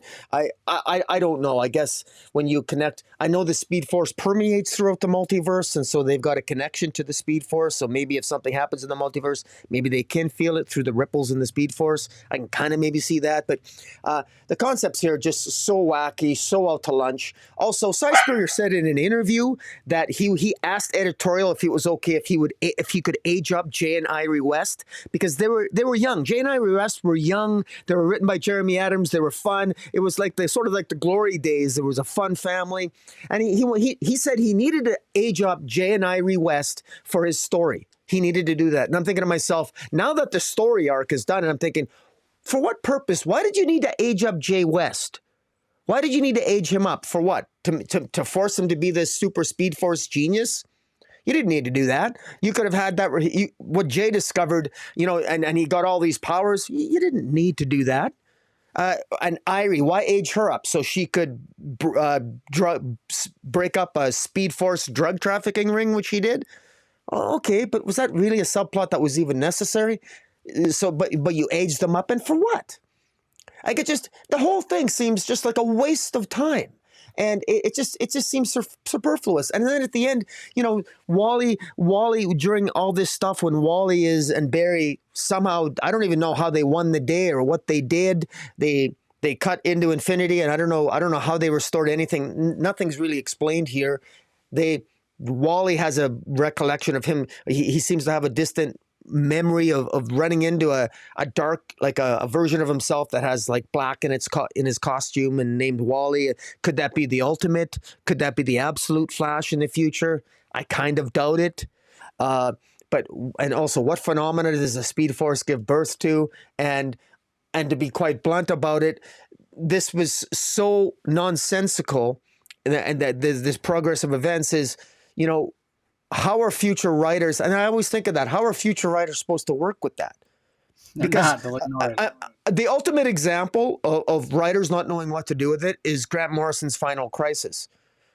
So many writers had no idea what they were reading. That was one of the reasons, if you recall back, if you collected DC Comics during the Grant Morrison's Final Crisis, I mean, nobody was referencing it because nobody knew what was going on. They've interviewed creators after the fact saying, "I would have referenced it, but I didn't know what was going on."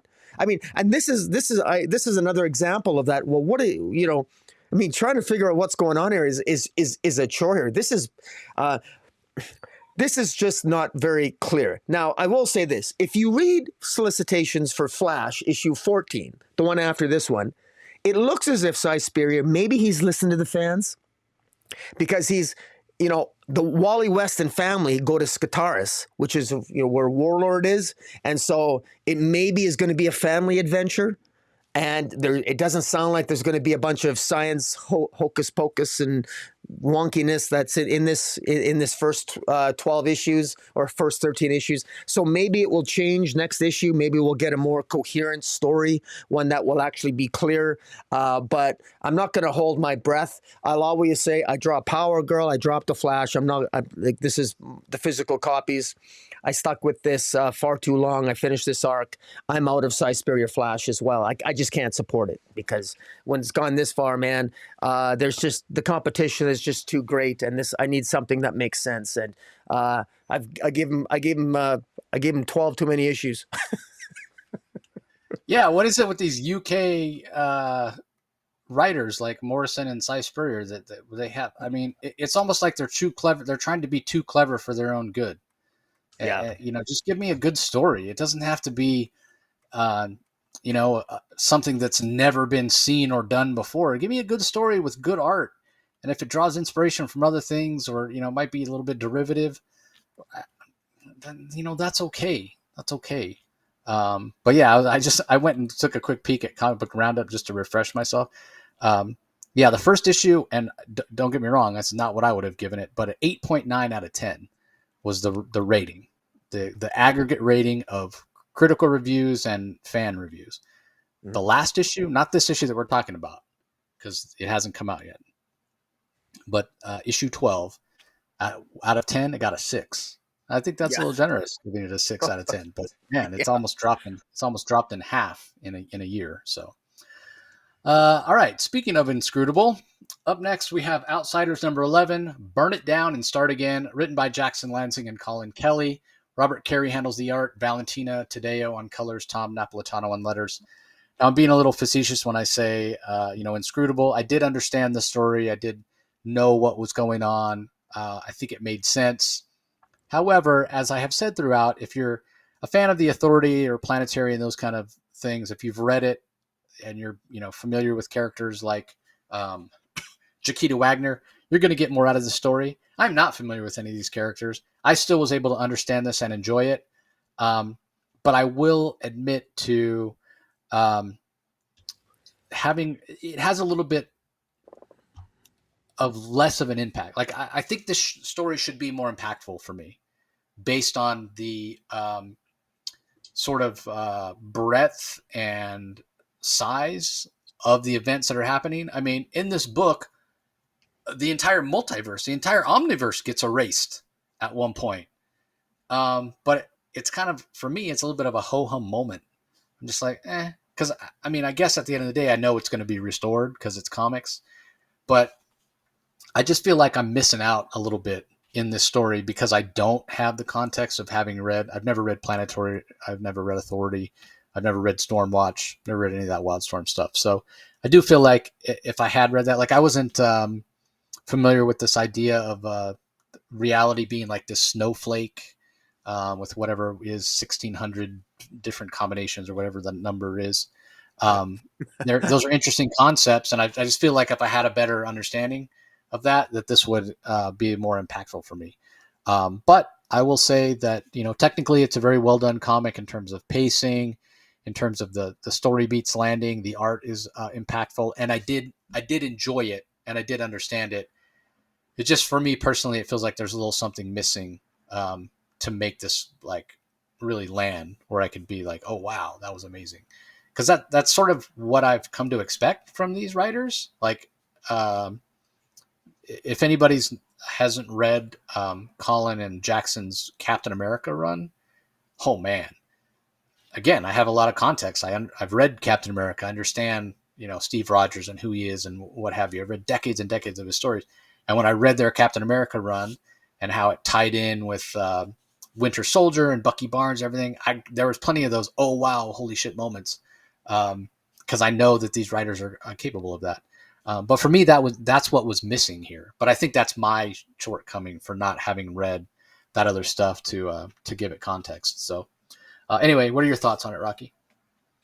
I'm actually I'm really surprised that you're so generous with this because I think you're I dare I say, Jace, I think you're overly self-deprecating and overly I think you're too hard on yourself for saying, well, that you didn't read the Planetary, and you maybe, if you read that, you'd be more, I mean, let me just assure you that this is this pales in comparison to Planetary.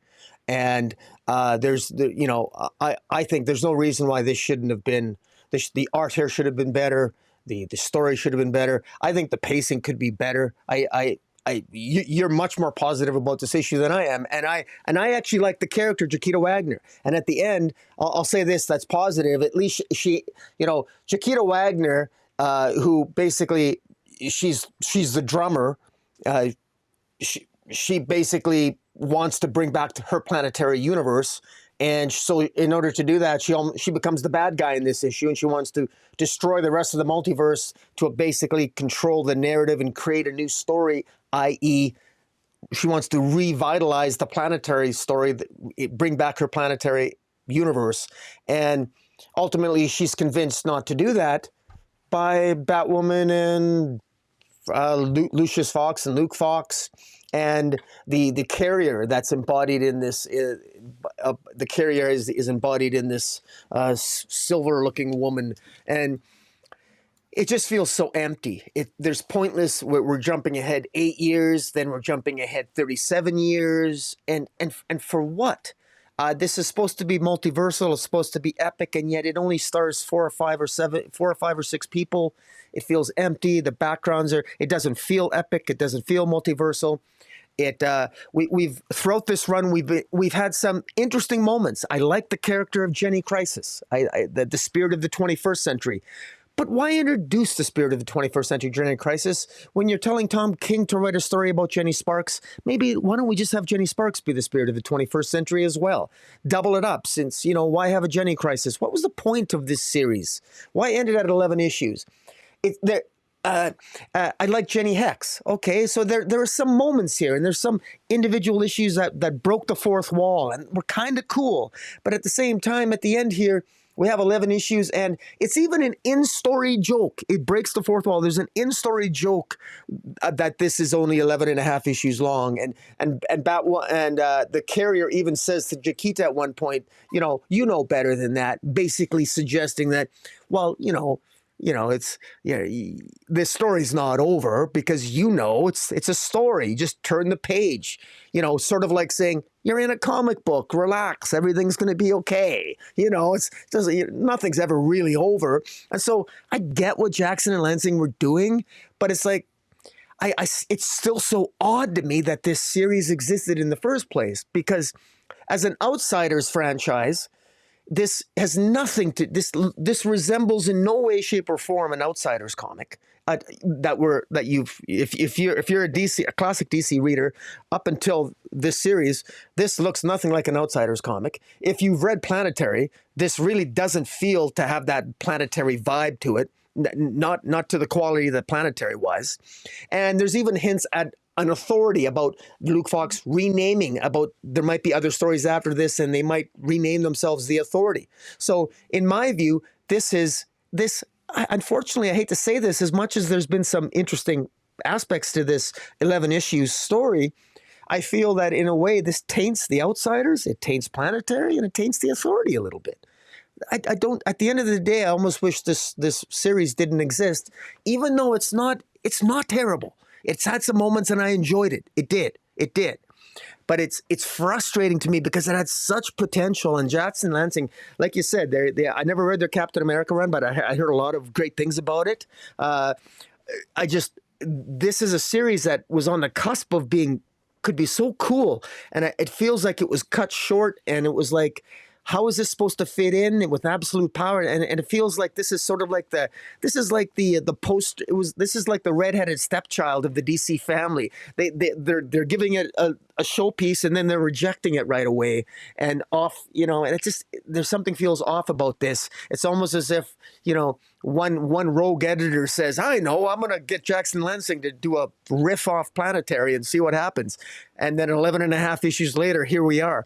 But again, I thank you for Jenny Crisis and seeing Jenny Hex again.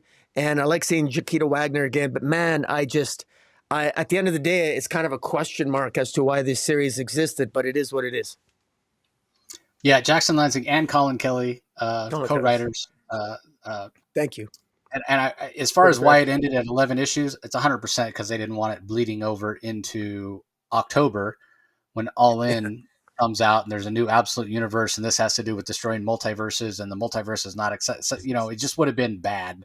I think they realized it would have been bad because this has so much to do with multiverse and different realities and what have you. I think they're like, nah, we need to end this before All In starts. So yeah, I don't blame the guys. You're right. Maybe it didn't live up to potential. Maybe I'm selling myself short. It does definitely sound like I enjoyed it a lot more than you did. I think did it live up to its potential? Maybe not. Maybe it wasn't as good as it could have been. I freely admit that. But again, you sort of point the finger to editorial and be like, okay, why was this approved when it was approved, when they knew All In was coming? But we don't know the dates. It may have been that editor didn't know that All In was happening. Maybe all of the dates weren't set for All In yet. Like we just don't know.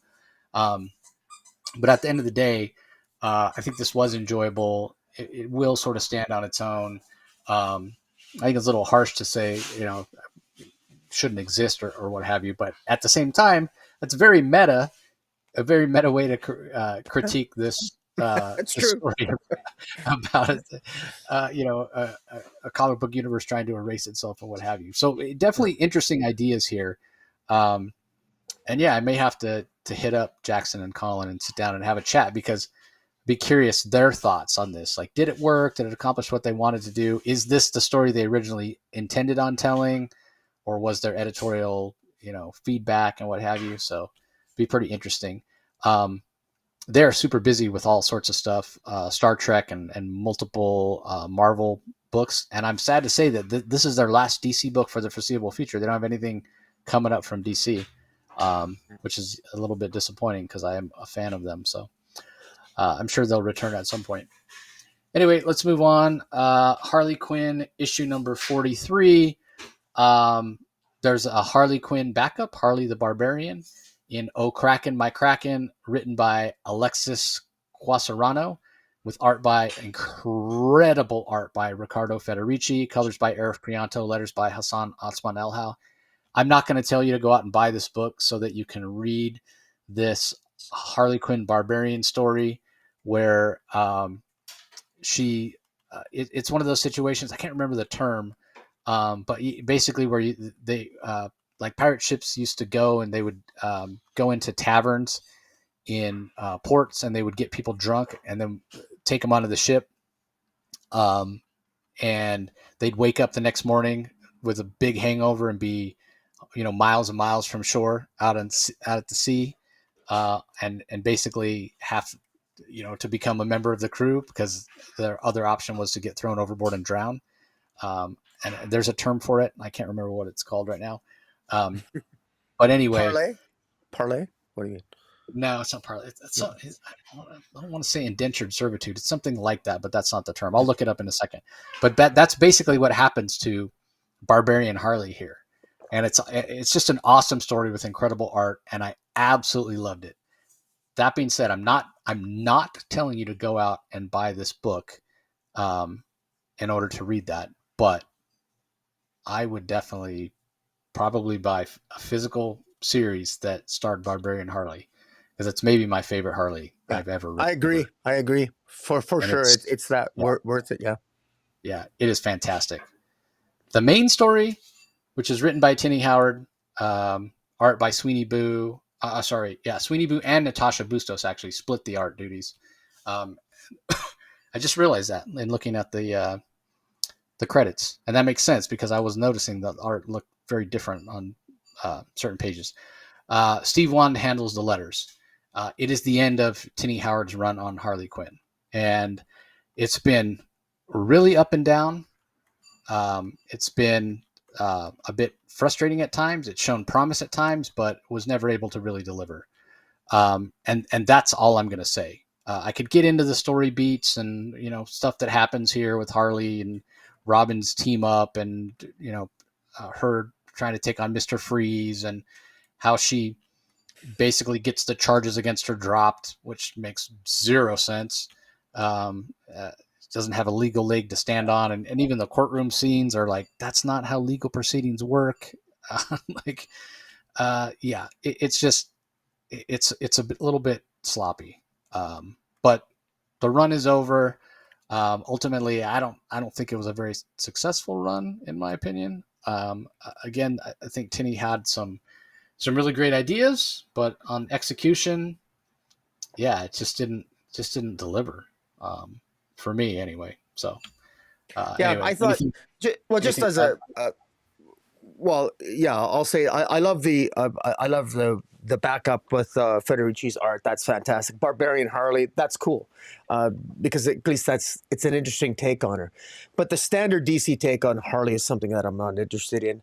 And Teenie Howard,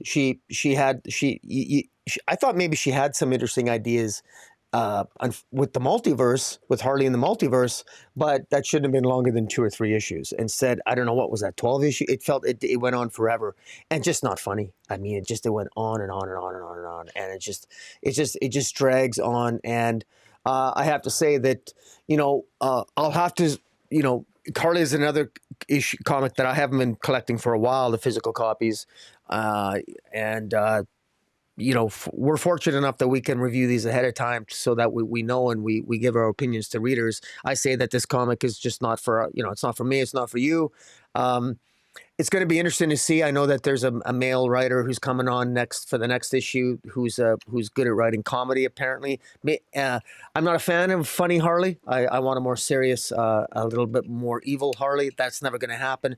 But hey, I do have a sense of humor, and we're going to be reviewing it. And if the next writer can make me laugh, well, then who knows? I might find myself collecting Harley again.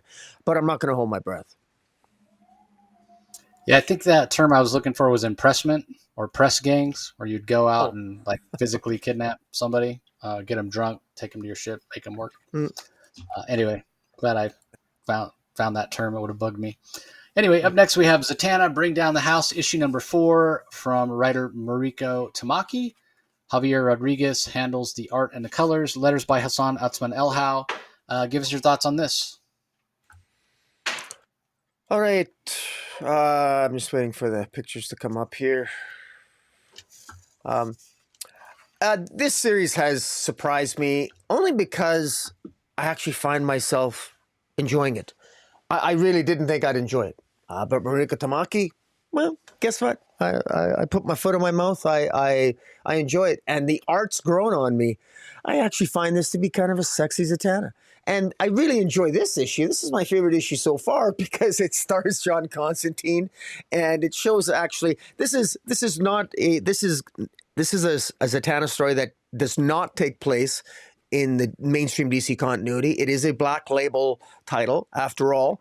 But I like this sort of like out of continuity meeting between John Constantine and Zatanna, and it plays right into the story that Mariko Tamaki is telling, and that is that Z- Zatanna's father, Zatara, apparently stole her magic when she was younger, and it's one of the reasons why she's Zatanna is far more powerful than she realizes. She's in fact naturally imbued with magic, but it was stolen from her father, who has died. But he's now Zatara is apparently now a demon.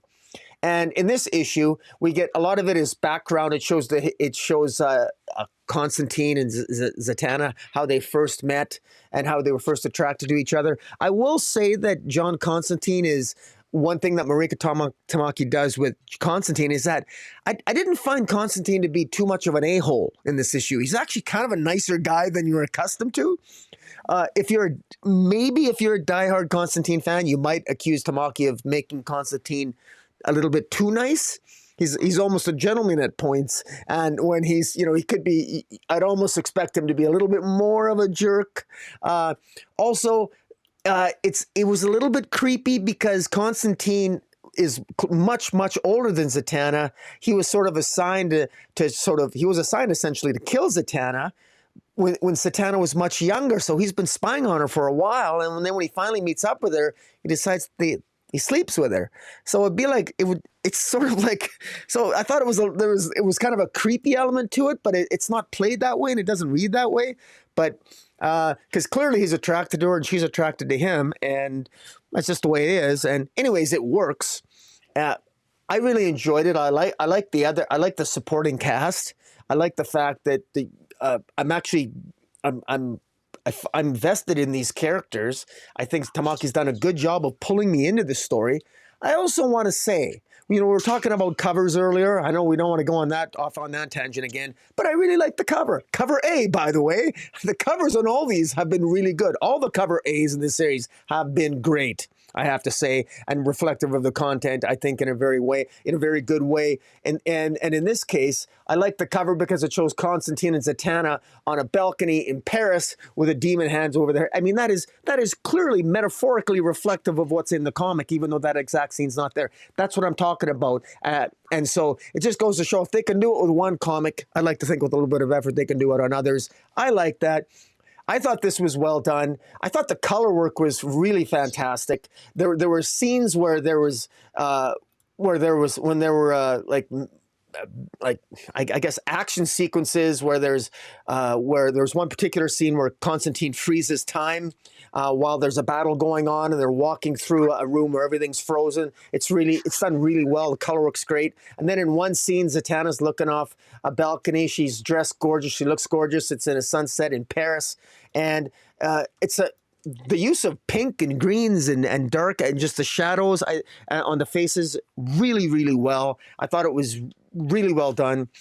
I suspect that, and I don't do this often, but I might end up buying the hardcover of this if they come out with the hardcover of this. I like it that much. I got a comic book box with Zatanna comics. I got the Zatanna series, and I don't have her first appearance, but I have a lot of Zatanna appearances in a box specifically dedicated to Zatanna, and this is one where I'm probably going to get the hardcover on this. I really like it, and I'm really curious to see how this ends, because ultimately this series, this issue ends with her sort of walking off to ultimately do battle against her father, who's become a demon. And I thought it was well done, and I'm really kind of curious to see how. If Constantine's going to be in the next issue, because this actually ends with Constantine and Zatanna. She leaves him with a kiss, and they actually get along. Because often I always find that Zatanna and Constantine, whenever I find them in a comic, more often than not, it ends with them telling the other, Zatanna is telling him to go piss off or something, because he always ends up screwing it up. But he actually ends up doing fairly well for himself in this issue, which I thought was kind of interesting. But I thought this was well done, and this is, spoiler alert for me, heads up, one of my it's in the running contention for pick of the week for me. What do you think? Yeah, I don't have a whole lot to add. I'm really enjoying this. I guess it's a little bit of a backhanded compliment, surprisingly so, considering the first issue. And it is such a departure, such a different take on Zatanna, who's a character I really like. And sometimes when you get a different take, it can kind of rub you the wrong way, and you're like, nah, that's not the version of the character I like. And hints of Zatara doing some bad stuff, which is not, he's in regular, main DC continuity, he's revered as this, the father of Zatanna and a hero in his own right, and did all this great stuff. And they very much lament that he's gone or whatever. Here, he's done some bad stuff. Maybe it's good he's not around anymore. So yeah, just such a different take. But the other thing that's done so well in this series is even though this is a different take and a different version of Zatanna, it doesn't feel any less valid, and her voice feels very natural. The way she's talking, her reactions to events and whatever, even though we've just been introduced to this version of her a few issues ago, the way she's reacting to these situations and the way she's handling everything feels very true to the character. This version of Zatanna that Mariko Tamaki has been able to establish so quickly and so well, so much so that when she does say something or do something when presented with a certain situation, you feel like, yeah, that's how this character would react, even though it's not at all the way the Zatanna in the main series would react, because her life experience is completely different. That's really exceptional writing. And then as far as the art goes, yeah, Javier Rodriguez coloring his own work here. Um, it's just fantastic. It gives it this aesthetic of like almost this 70s vibe a little bit, which again, considering the age of Zatanna, really works, especially being that she starts out in Vegas and what have you. And I don't want to say the 70s were a more innocent time, but um, innocent in as much as we weren't all globally connected and didn't have as much information, so we sort of didn't know what we didn't know, and so in that way there was a little more naivete to the average person and what have you. And again, that suits this version of Zatanna, where she's just not quite aware of so much that might be going on. So this is an excellent book. You know, Mariko Tamaki just won an Eisner this last year, maybe seven, maybe two. I think maybe she won. She was nominated for several, but yeah, I think she won at least two this last year. I could see this getting nominated. Um, Marika Tamaki is really a character or a creator rather that's really at the top of her game right now. She's done so many fantastic things, and it's great to see her getting the recognition she deserves. And I think, like I said, that this will get nominated. I really do. It's that good. All right. Up next, we have Batman, the Last Halloween issue 1. Now, I'm not sure why. I mean, it was a reprint, but for some reason, last week we didn't have Batman, the Last Halloween Prelude, or Batman, the Last Halloween. It's the full title is Batman, the Long Halloween, the Last Halloween. Last week, the Zero issue came out, which actually was a reprint of a one shot that Jeff Loeb and Tim Sale had done, and it leads directly into this first issue. Now, if you didn't pick that up, I would encourage you to pick it up. Your comic shop probably still has copies, but if they don't, it's not 100% necessary in order to check this out and read this story and enjoy it on its own. So this is a sequel to the classic Last Halloween, Batman the Last Halloween, or sorry, Batman the Long Halloween, written by Jeff Loeb with art by Tim Sale. I hope you guys all had a chance to check out my interview with Tim Sale from a few weeks ago. He talked about the origin of this Last Halloween product, how him and Tim Sale planned on doing it at DC, and during the development process, unfortunately, is when Tim Sale passed away tragically. So got stuck in a drawer for a while, this concept of Last Halloween and the work that had been done on it. And then at some point, Jeff Loeb brought it back out and said, hey, if I can't do this with Tim, I'm going to do it for Tim. And, you know, tons of comic creators came out of the woodwork wanting to be a part of it because Tim Sale was a very beloved part of the comic book community. So each issue of The Last Halloween is going to have a different artist. And in this first issue, it's Eduardo Riso who handles the art. Dave Stewart's handling colors, as he will throughout the series. Richard Starking is handling lettering and design, as he will throughout the series and did on the first Last Halloween or Long Halloween story. So this is fantastic. Yes, it's not Tim Sale, but Eduardo Riso's style is not completely different from Tim Sale. You can definitely see some similarities, but Riso's art is its own thing, and it's fantastic. I mean, if you are familiar with 100 Bullets, or if you followed along with us when we did the Sergeant Rock versus Zombies or whatever it was called, that Bruce Campbell of all people wrote, you'll be familiar with this art style, and he does a fantastic job.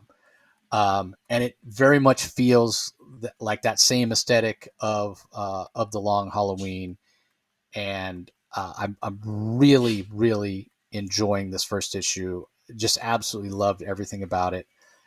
It does take place on Halloween. This series is going to be 10 issues long. Um, Jim Gordon's son, James Gordon, is out trick or treating. He gets kidnapped.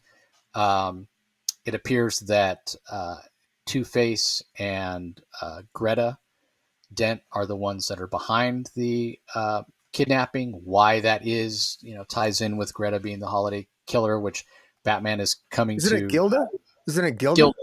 Gilda, sorry, Gilda. I said Greta. Yeah, Gilda Yeah. Dent. Um, Yeah. yeah, Batman's coming to realize that, which he suspected, and it's hinted at the end of the Long Halloween that Bruce may be aware that Gilda was took over for the original holiday killer and what have you. So yeah, if you haven't read the Long Halloween, you definitely got to go and read it, and then read this because this is fantastic. And the other thing that that Jeff Loeb told me that I want to point out here because it's fantastically done and a great idea is this story in terms of the context of Gotham City, right? Like he talks about in the Long Halloween how it was sort of the gangsters, the old school style criminals, starting to push back on the fact that now the villains of Gotham were the freaks, the Penguins, the Two Faces, the Jokers, that sort of thing, them taking over and sort of like the supervillain and pushing out the mob, if you will, like, villain versus mob. And this story here in the last Halloween will be the idea of this is the mob's sort of last chance to sort of try to push back on the supervillains and make a claim that they still have power. Um, and that's you get that feeling in this story. But the other thing that's really interesting to me in terms of aesthetic and tone and feel, when I read the last, or sorry, I'm going to keep getting them mixed up constantly. The last Halloween, Long Halloween. When I read the Long Halloween, and I reread it recently, probably like 2 months ago or maybe 6 weeks ago, right before a couple days before I interviewed Jeff Loeb, I reread it, and I was struck by the same feeling I had when I first read it because I read them as they came out monthly, and then I think I reread a collected edition or what have you years later. And every time I've read The Long Halloween, what I'm struck with is the classic feel of it and the feel that I'm reading a story that happened in the past, very early in Batman's career. Um, and, he hasn't learned all the lessons and he's not as kind of knowledgeable and formidable as he would be later on. I read this first issue of The Last Halloween, and what I was struck by, in addition to the other things I already mentioned, mob versus supervillain and what have you, and the fantastic Eduardo Riso art, is how modern a story it feels. Yes, I still get that sense of mob versus supervillain, and I also get the sense that it is a Batman who has more experience, but still isn't, necessarily the Batman that we know in the main DC universe with, tons of experience or whatever, because it is still a Batman that has Dick Grayson as Robin, as a sidekick and what have you. But there's something about the story that just feels more modern to me. And I don't know that I can put my finger on it, but I like it. I like it because it feels relevant. It doesn't necessarily feel like I'm reading events that happened long ago, but rather events that are taking place now, which gives it a little bit more of a sense of urgency and a sense of I don't know what's going to happen next, as opposed to going back and reading something that feels like it happened in the past. Well, it's already happened. The events are already sort of static, right? Like whatever's going to happen has happened. Um, and I'm just, reading history. This doesn't feel like I'm reading history. This feels like a story that could be happening in the now, which is really interesting because Eduardo Riso's art certainly, feels a little more, I don't want to say old fashioned, but a little more classic maybe. And, this does feel like a long Halloween story. So I find that to be really, really interesting. And I can't wait till the next time I get to talk to Jeff Loeb because I want to talk to him about that. If that was something purposeful or if that's just something I'm bringing to it. But yeah, this is fantastic. I loved every bit of it. What are your thoughts on it? Yeah, no, it's good. I've not reread the Long Halloween, and I didn't feel I needed to when I read this issue. I enjoyed it. It was easy to catch on to. I remember enough about the Long Halloween. I listened to your interview with Jeff Loeb, and it's I appreciated his comments about this being the transitional period between when the gangs were losing to the freaks of Gotham and the freaks. This was the last hurrah, the last surge to maybe the gangs overcoming the freaks, but we know ultimately that Gotham will be controlled by the freaks. The freaks will win. The Penguins, the Jokers, the Riddlers, and this opening issue, we know that one of the last remaining members of the Falcone family, who are essentially mostly wiped out in the Long Halloween. There's Mario Falcone is one of the last remaining Falcones and we're introduced to him. We're also introduced, of course, to Gilda and Two-Face, Gilda and Harvey Dent. She was the holiday killer, and what a character who we believe might be the Joker. I don't know. There's this other character that might just be misdirection, but somebody who's wearing somewhat of a clown mask. Jim Gordon's son James is kidnapped. So there's a bunch of moving parts here. Right away, we hit the ground running, and I'm invested. I'm pulled in the story. Honestly, if you'd have told me this was Tim Sale's art, Edward Rizzo does just such a great job. I mean, it has the feel of a Long Halloween. It just has that look and feel. So kudos to the creative team on this issue, Edward Rizzo. I mean, they did a really good job. I also was looking at the main cover here. I thought that in your interview, Jeff Loeb said that everyone, when they were doing the cover, he asked that they do some variation with the pumpkin. And I'm looking at cover A here, and I just don't see a pumpkin. But I thought that there was the pumpkins. I think on cover B. I think on cover B. Oh, okay. Because that, and I think it's mentioned in the back. There's an interview in the back that has Jeff Loeb, and he's being interviewed by Mark Chiarello, I think, and they've specifically mentioned the cover for issue number 1. That's never before seen Tim Sale art that they found after Tim passed away. So that's the cover A that you're okay. That you're seeing. Okay, and then maybe the subsequent issues have maybe the pumpkin on the side or something. I don't know. I just thought, because I was looking for the pumpkin when he said that and I couldn't find it. But I can appreciate it's not there if that's genuine Tim Sale art. Which, again, I can be fooled because Edward Rizzo. I mean, these artists are going to do their best job. And I'm sure it's going to be some of the best work of their career, sort of imitating the look and feel of Tim Sale. So this is just from a visual point of view. This is just going to be just a feast to collect this entire series, and I'm already looking forward to the hardcover. Yeah, I mean, it's just absolutely fantastic. So good. Yeah. Okay, last book we're going to talk about in detail. I'm really curious. No, there's 2 left. You skipped Titans for some reason. Oh, why did I skip Titans? All right, let's go back and do Titans. Sorry, everybody. Bear with me just a moment. Let me get it up in front of me. Yeah, so this is the final issue of Tom Taylor's run on Titans. I think Lucas Meyer, I'm waiting for the issue to load. Lucas Meyer handles the artwork. We have Adriano Lucas on colors, Wes Abbott on letters, Darkwing Queen finale. I actually, maybe I skipped it because I didn't have a whole heck of a lot to say. What is interesting is the timing. So, we both lamented throughout this run how it didn't really seem that like there was really much to it in terms of threats, in terms of action and what have you.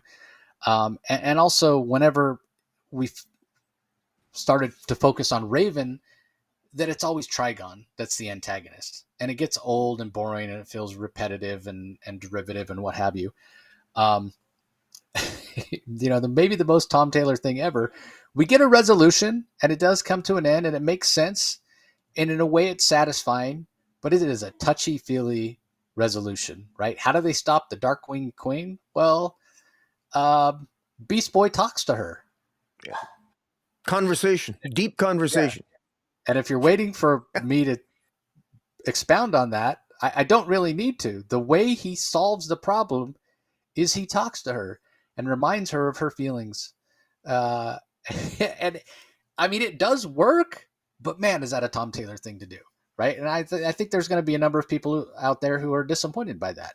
But basically, I mean, in a way, I sort of liked it because it did harken back to the classic George Perez and Marv Wolfman Raven when she first showed up, and how much she changed over time, and how I remember reading that issue where they showed the way Raven changed over time, how her widow's peak got more pronounced and her face elongated and what have you, and she started looking more and more like Trigon. And you could go back and look at those panels because they pulled those panels from previous issues, and it showed just how long, like longer than a year, that these creators were planning this, had planted the seeds, and were playing out this story. Um, and so it did harken back to that, right? Reminding of times where, yeah, Raven has been influenced by the sort of darker angels, if you will, of her lineage, of the fact that she's the daughter of Trigon. And that's been maybe not forgotten, but it hasn't been acknowledged as much recently. So this idea that the Darkwing Queen is the sort of negative aspects of Raven's personality, that's just become sort of this separate entity, and basically what Beast Boy does, what Gar does, is call that out, like says to the Darkwing Queen, and credit to Tom Taylor for planting the seeds for this throughout the last few issues here. So many times, Trigon saying, or somebody saying to Raven, "How come you haven't taken them over yet? How come you haven't exercised your ability? How come you haven't exercised your power?" And her saying, "Oh, I'm waiting for the right moment or whatever." And Garfield's like, "No, the reason you haven't done it is because you care about these people. It's the Darkwing Queen is the dark aspects of Raven's personality, but that it's still Raven, it's still her, and so that even that dark half of her is still has the love and the family feel and the family affection for these other members. So at the end of the day, what Garfield's able to do is make the dark aspect of Raven realize this, and the dark aspect of Raven and the regular aspect of Raven, come back together. Looks a little different, brilliantly drawn by Lucas Meyer, and that's basically the resolution. And for the first time ever, Trigon has somebody who has his same level of ability, because Raven's no longer held back. She's not at war with herself, as it were, and so she's able to basically bitch slap Trigon back to hell. And then the Titans go and basically tell Amanda Waller off, which is the part where the timing is not so great, right?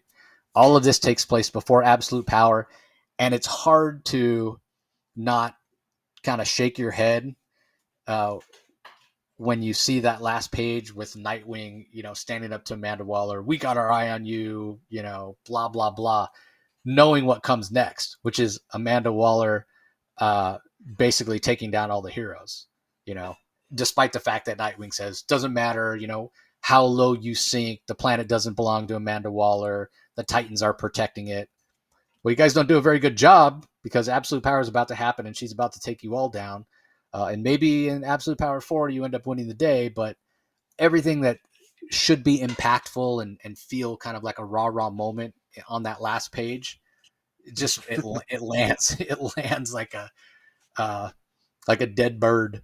It completely flops because we know what's coming in Absolute Power. So yeah, that might have been a little bit better to happen 6 months ago, but with the timing of when it lands, right in the middle of Amanda Waller, um, basically bitch slapping all the heroes, it doesn't work. It doesn't work. So, but overall, it is an interesting way to resolve the story, and a very Tom Taylor way to resolve the story.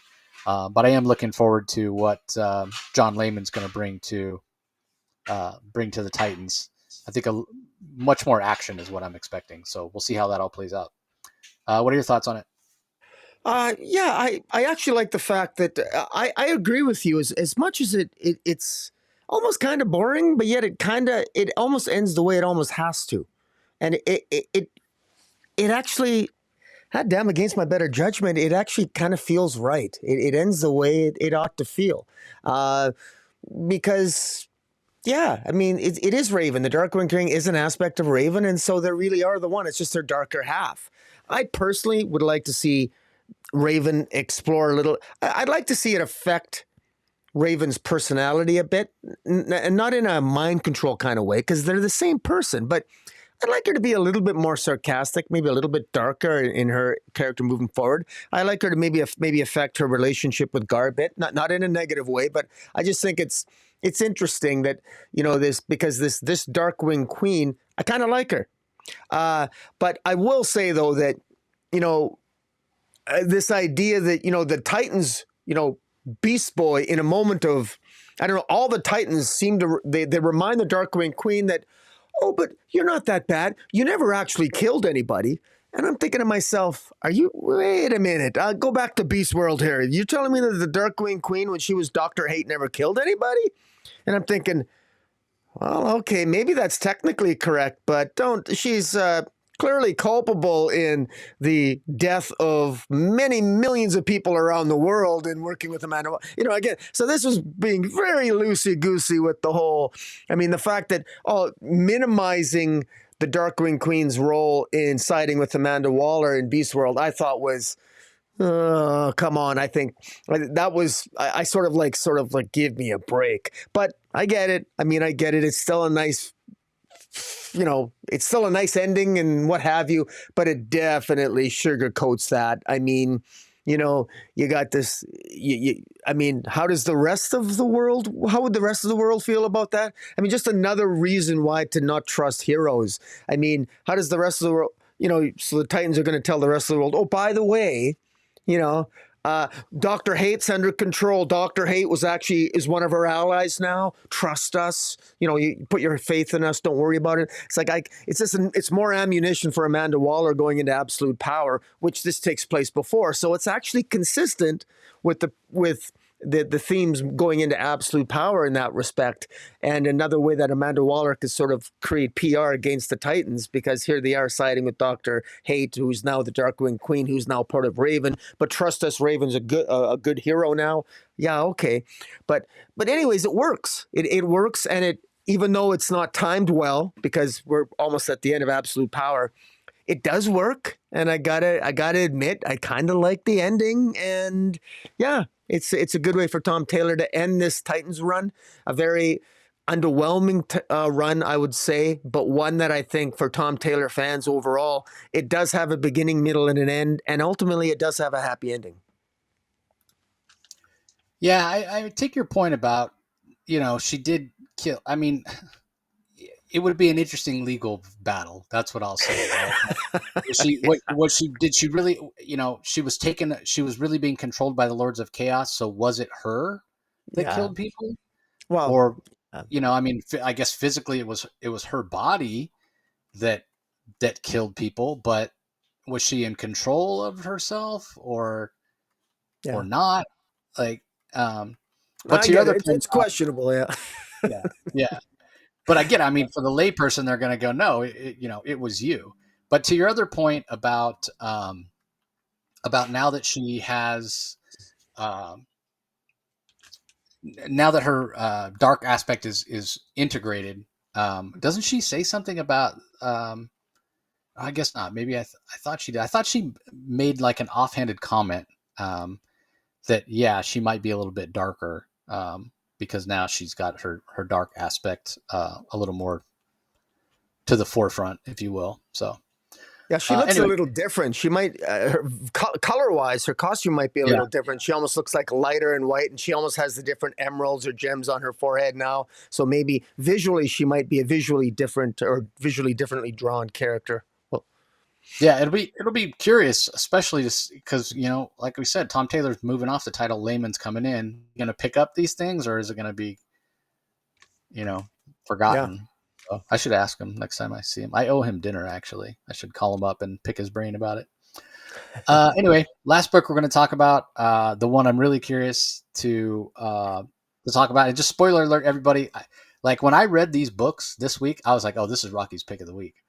Not that you have to pick this or not pick this, based on what I think, but man, I know what a fan you are of Lobo, and Yeah. I haven't read a lot of Lobo, other than the stuff we've read, since we started doing this DC Spotlight for the last 3 years. Hmm. Um, but to me, when I think of a Lobo book, it's exactly what this book is. This is maybe the most Lobo thing that I've ever read. Um, Yeah.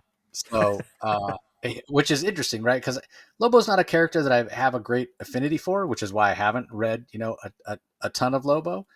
Um, but I am quickly becoming a fan of Kyle Starks. Um, Yeah. he just seems to be a creator that really gets it. Um, sorry, I'm looking for the credits page as well. The art here is by Kyle Hotz, who has a very distinctive style, very recognizable style, very detailed, a little bit stylized. Dan Brown handles the colors, Tom Napolitano on the letters. Um, and I'm just going to get out of the way and let you talk about this. The only thing that I'm going to say in terms of my review, in addition to, the most Lobo thing I've ever read, is this was a hell of a lot of fun. And despite the fact that I'm not a huge Lobo fan, I can take it in small doses. Like, I'm glad I read this.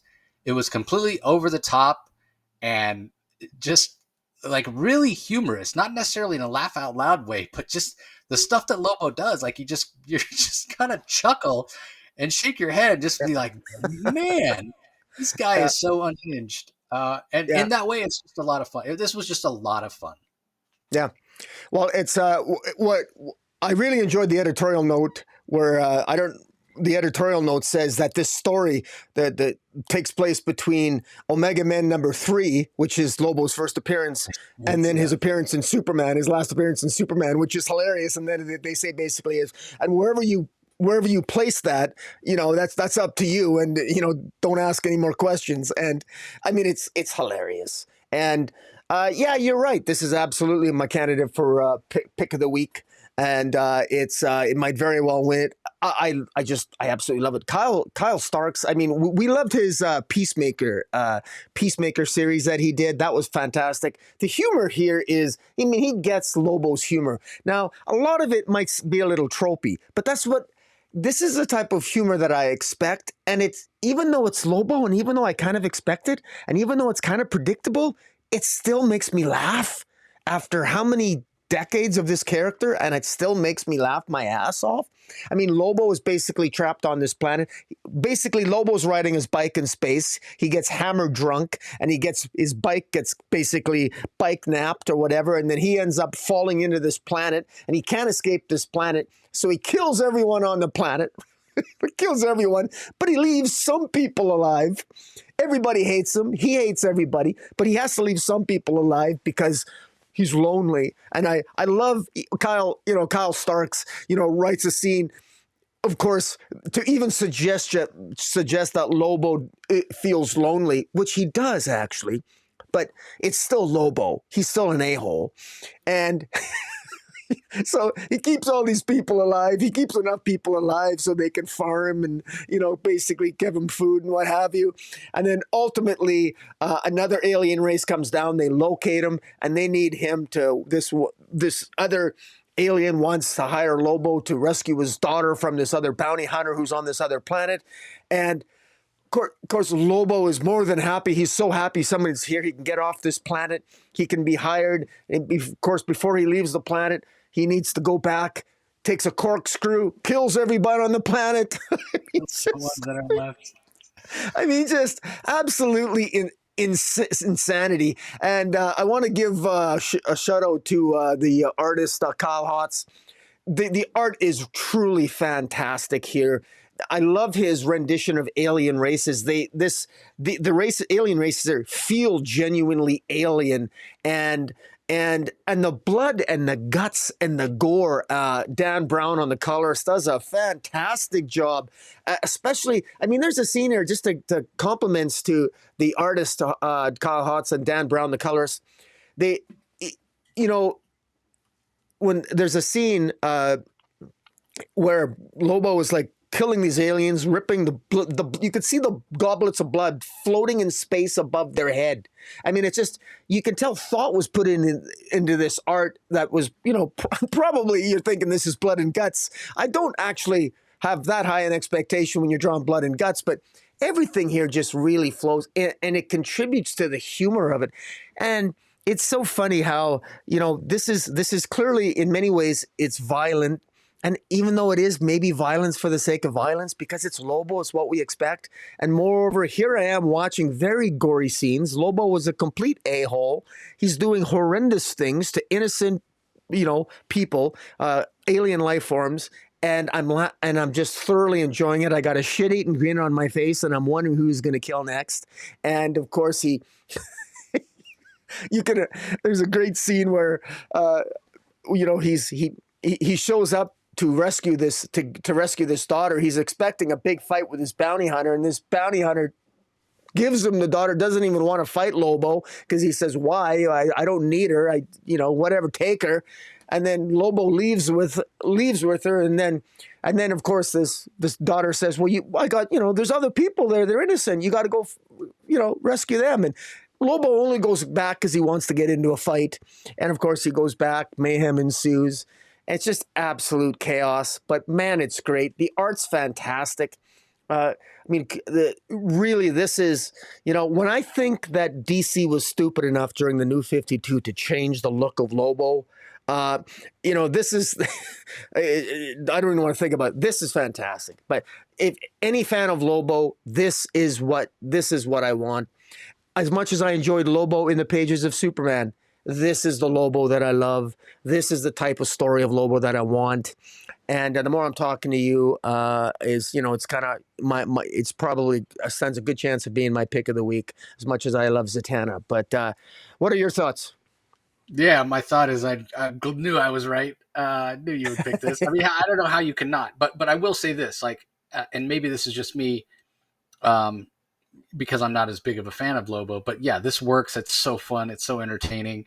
I loved Lobo's, he kept, people would say things and he'd be like, that's a Lobo fact. It was just a funny take. And then also at the end, he's rescued the princess. He's blown up the planet.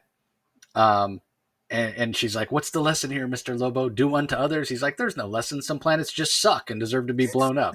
It's just a fantastic line. Yeah. But I don't know, the immediate thing you think is, okay, yeah, for Lobo fans and he's got a big following or whatever, you got to get Kyle Starks and Kyle Hotz on a monthly Lobo book, right? I think these types of stories, I think you have to be careful, at least for me, kind of too much of a good thing, if you will. If you get, this level of storytelling and art and whatever on a monthly basis, I think you almost start taking it for granted and it starts to feel a little one note. So I think you have to be a little careful. Not that, you couldn't have split this up into if it's a monthly book into, 2 or 3 issues, and fleshed it out a little bit more. I suppose you could have done that. I mean, this is 40 pages, so, at least 2 issues. But you could have stretched out his time on the first planet a little more and stretch out his search for the princess a little more and what have you. But yeah, I think you just have to be careful. Plus, I got to think the level of detail that Kyle Hotz puts into his art, that'd be hard to do on a monthly basis. So Yeah, no doubt. Yeah, so I'm glad this exists. I hope it does well, but yeah, I hope DC, because again, these publishers, they have a tendency to do that, right? When something hits, and then all of a sudden it's like, oh, now we have, oh, the Iron Man movie did well. Oh, now we have 3 monthly Iron Man books. Yeah. So yeah, you gotta be careful what you wish for, as it were. So anyway, that does it for the single issues that are out this week, everybody. In terms of collections, we have Alan Scott, the Green Lantern trade paperback. That is the oh my god, why am I drawing a blank on his that Tim Sheridan story? Yeah, which we absolutely loved. Batman, the Arkham Saga Omnibus hardcover. So that collects all the comics that tie into the Batman Arkham video games. We have Elseworlds Justice League Volume 2 trade paperback, which collects, as it says, a lot of the Elseworlds Justice League stories by just a ton of people. It's got JLA Act of Gods 1 through 3, Superman Metropolis 1, Batman Nosferatu 1, Superman Blue Amazon 1, plus the Elseworlds 80-page giant number 1. Also, Green Arrow Volume 2, Family First trade paperback. That's the end of the second arc, which is really the first big story that Joshua Williamson told in his Green Arrow run. So it collects issues 7 through 12, which again is the Merlin villain story, which honestly, we didn't really feel like landed that well. But if you're so inclined, it is there for you to check out. Um, excuse me. We also have Harley Quinn, Volume 1, Girl in Crisis. So that's the Tinny Howard run. So it collects Harley's 28 through 32, and Night Terrors Harley Quinn Volume, Night Terrors Harley Quinn numbers 1 and 2. So that's the multiversal story that we referenced earlier. The Joker, The Man Who Stopped Laughing, complete series. So that collects 1 through 12. That's the Matthew Rosenberg written story. Also, just in time for the DC All In special, which focuses on, or which Darkseid is a big part, DC's reprinting Legion of Superheroes: The Great Darkness Saga, which is a classic story from Paul Levitz and Keith Giffen. There's a ton of pencilers. It doesn't say which issues of Legion of Superheroes it collects, but it's 192 pages. And credited as writers, like I said, Paul Levitz and Keith Giffen. Giffen also does penciling on some of the issues, but there's also pencils from Kurt Swan, Pat Broderick, Howard Bender. So you have some really talented artists on that, and it's basically a future story where Darkseid has become sort of a legend in the future, in the 30th century, where the Legion of Superheroes is. So highly recommend checking that out if you're so inclined. Also, Poison Ivy has Volume 3 of the most recent series written by G. Willow Wilson. So that collects issues 13 through 18. And then I thought there was one other. Oh, yeah. There's We 3, the 20th anniversary deluxe edition hardcover, which is a Black Label book written by Grant Morrison, Frank Quietly. Just this really kind of esoteric story, We Three. I think it was a Vertigo title back in the day. This is the 20th anniversary deluxe edition hardcover. And then it's not listed here as coming out today because it actually came out on Batman Day. And I didn't really want to get into it because for a couple of reasons. First of all, but it's Joker the World.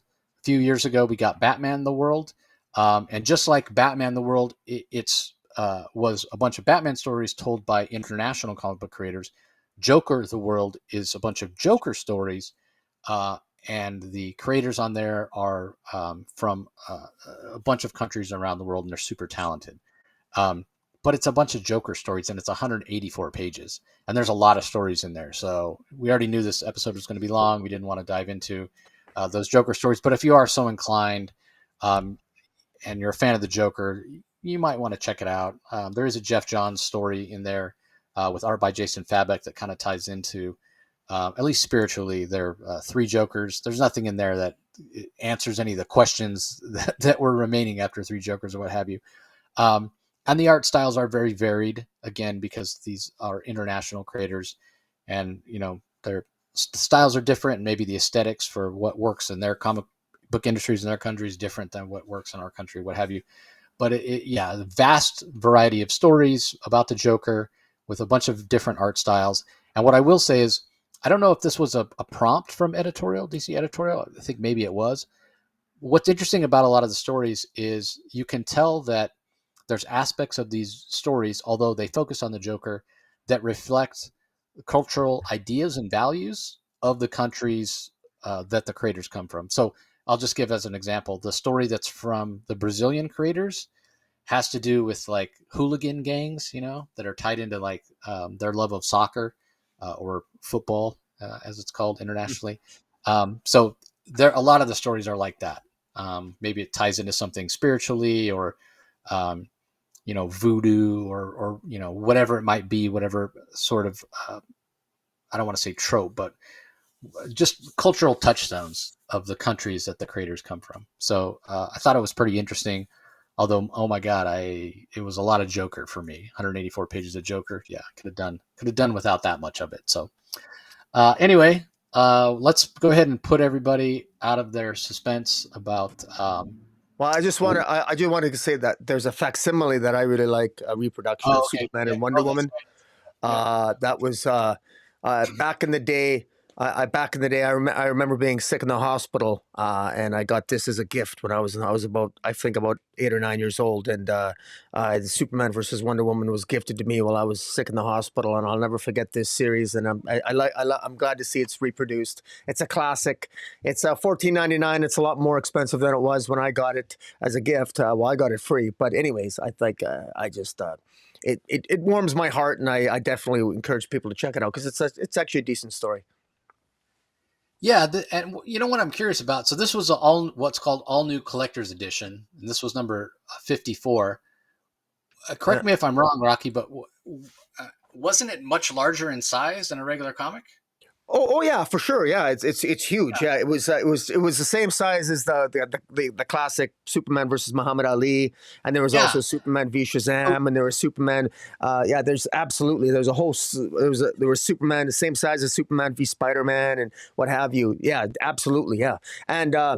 yeah. So yeah, for sure. That's why it's, and I think that the reproduction though, I mean, because the Superman versus Muhammad Ali reproduction was slightly smaller, and it was a foil edition, and I'm not sure if this is a foil edition or not, but I'll have to. I'm curious when I go pick it up at the comic shop what it's going to look like. But Yeah, that you was know, my question. I'm sure that's why it's more, that's why it has that price point of 14.99. But is it yeah, is it like the same size as the original one? no, And I it's only it's asked, bigger. It's bigger than your yeah, standard comic. I'm pretty sure. Yeah. yeah, but is it as big as like the original? The only reason, so the equivalent for Marvel was these Marvel Treasury editions, which I have Yeah. my this Hulk one that I had when I was a kid and somehow disappeared, and I found it at a comic shop in New York City a Yeah. couple years ago. I had to pick it up, but yeah, I'm curious about that. If I mean, if you're going to reprint it, if it's a true facsimile, then you got to do everything the same. Like it should be the same size. But yeah, I guess we'll wait and see. Well, anyway, now the suspense has really built up. So yeah, go ahead, Rocky. Give us your pick of the week. Uh, yeah, I'm gonna have to. Yeah, I don't think it's going to surprise anyone. Yeah, I'm going to have to go with Lobo. It just was that much fun. Kyle Starks did a fantastic job, and it was really a nice way to sort of end this. This is really an end of an era of DC Comics in our reviews, and it's sort of nice to end with Lobo. And so I don't know, and I'll just leave it at that because we talked a lot already. But what's your pick Yeah. of the week? Well, I don't know. It's tough, Maybe Flash, maybe Power Girl. It's really hard to decide. Yeah, yeah, No, right. all right. It's actually a no-brainer for me as well. I did really enjoy Lobo, but at the end of the day, I was really impressed with what Jeff Loeb and Eduardo Riso did on Batman: The Long Halloween, the last Halloween issue #1. Mm, Um, just so many different feels. As a tribute to Tim Sale, I think it's exceptional. Um, Bringing in the feelings, it feels like a long Halloween story, and yet it somehow feels fresh and modern. The mm. art's fantastic. It just yeah, the whole idea of freaks versus the mob. It checked so many boxes. It just Yeah. an amazing job, an amazing job. So that's my pick for the week. Right on. Anyway, that's gonna do it, everybody. Super long episode. I guess kind of cool that the last one where we're doing everything is a super long episode. Again, next week we'll have a separate episode for the DC All In special. Look for my written articles about the coverage for those. My interview with Scott Snyder and Wes Craig, and then a separate interview that will be out on Wednesday, and then a separate written article on Friday for Joshua Williamson and Daniel Samper. So look for those. Also, be sure you check out the other content on the Comic Source YouTube channel. If you'd like to listen audio only, just go to wherever you get your podcasts, whatever platform or app. Do a search for the Comic Source and subscribe.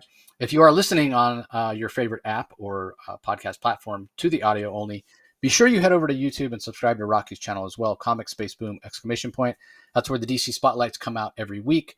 Rocky's got other content on there as well. You know what to do once you're there. Ring the notification bell, subscribe, leave some comments. We really like to have a conversation about the books of the week, as well as the other titles that come out every week from DC. So that's going to do it for this episode, everybody. We appreciate you joining us as always, and we'll talk to you next time. Catch you later.